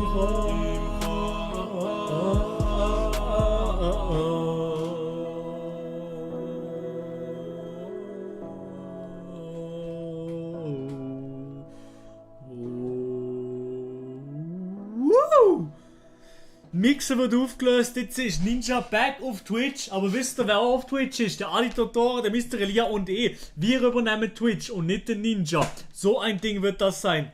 Perfekt, Digga. Also, Ninja hat einen Vertrag. Ja, aber Ninja ist das Beste. Er hat jetzt einen Vertrag. Er hat jetzt eigentlich den Vertrag mit Twitch gehabt. Beste Idee gewesen. Er hat einen Vertrag mit Twitch gehabt. Beste Idee gewesen. Ihnen 10, 20 Millionen bekommen für diesen Vertrag. Hat nur ein Jahr auf Mixer müssen streamen. Und kann jetzt somit zurück auf Twitch. Eigentlich der Five-Head-Move gewesen jetzt im Nachhinein. Muss man schon sagen. Aber Mixer ist halt wirklich nicht gelaufen. Kann man auch nicht anders sagen. Hey, also meine Damen und Herren, ich verpisse mich jetzt einmal. Danke, seid ihr alle am Start gewesen. Kuss, Kuss, Kuss, und ich wünsche euch noch einen ganz, ganz schönen Abend. Peace und wie sage ich es nicht, Blümchen,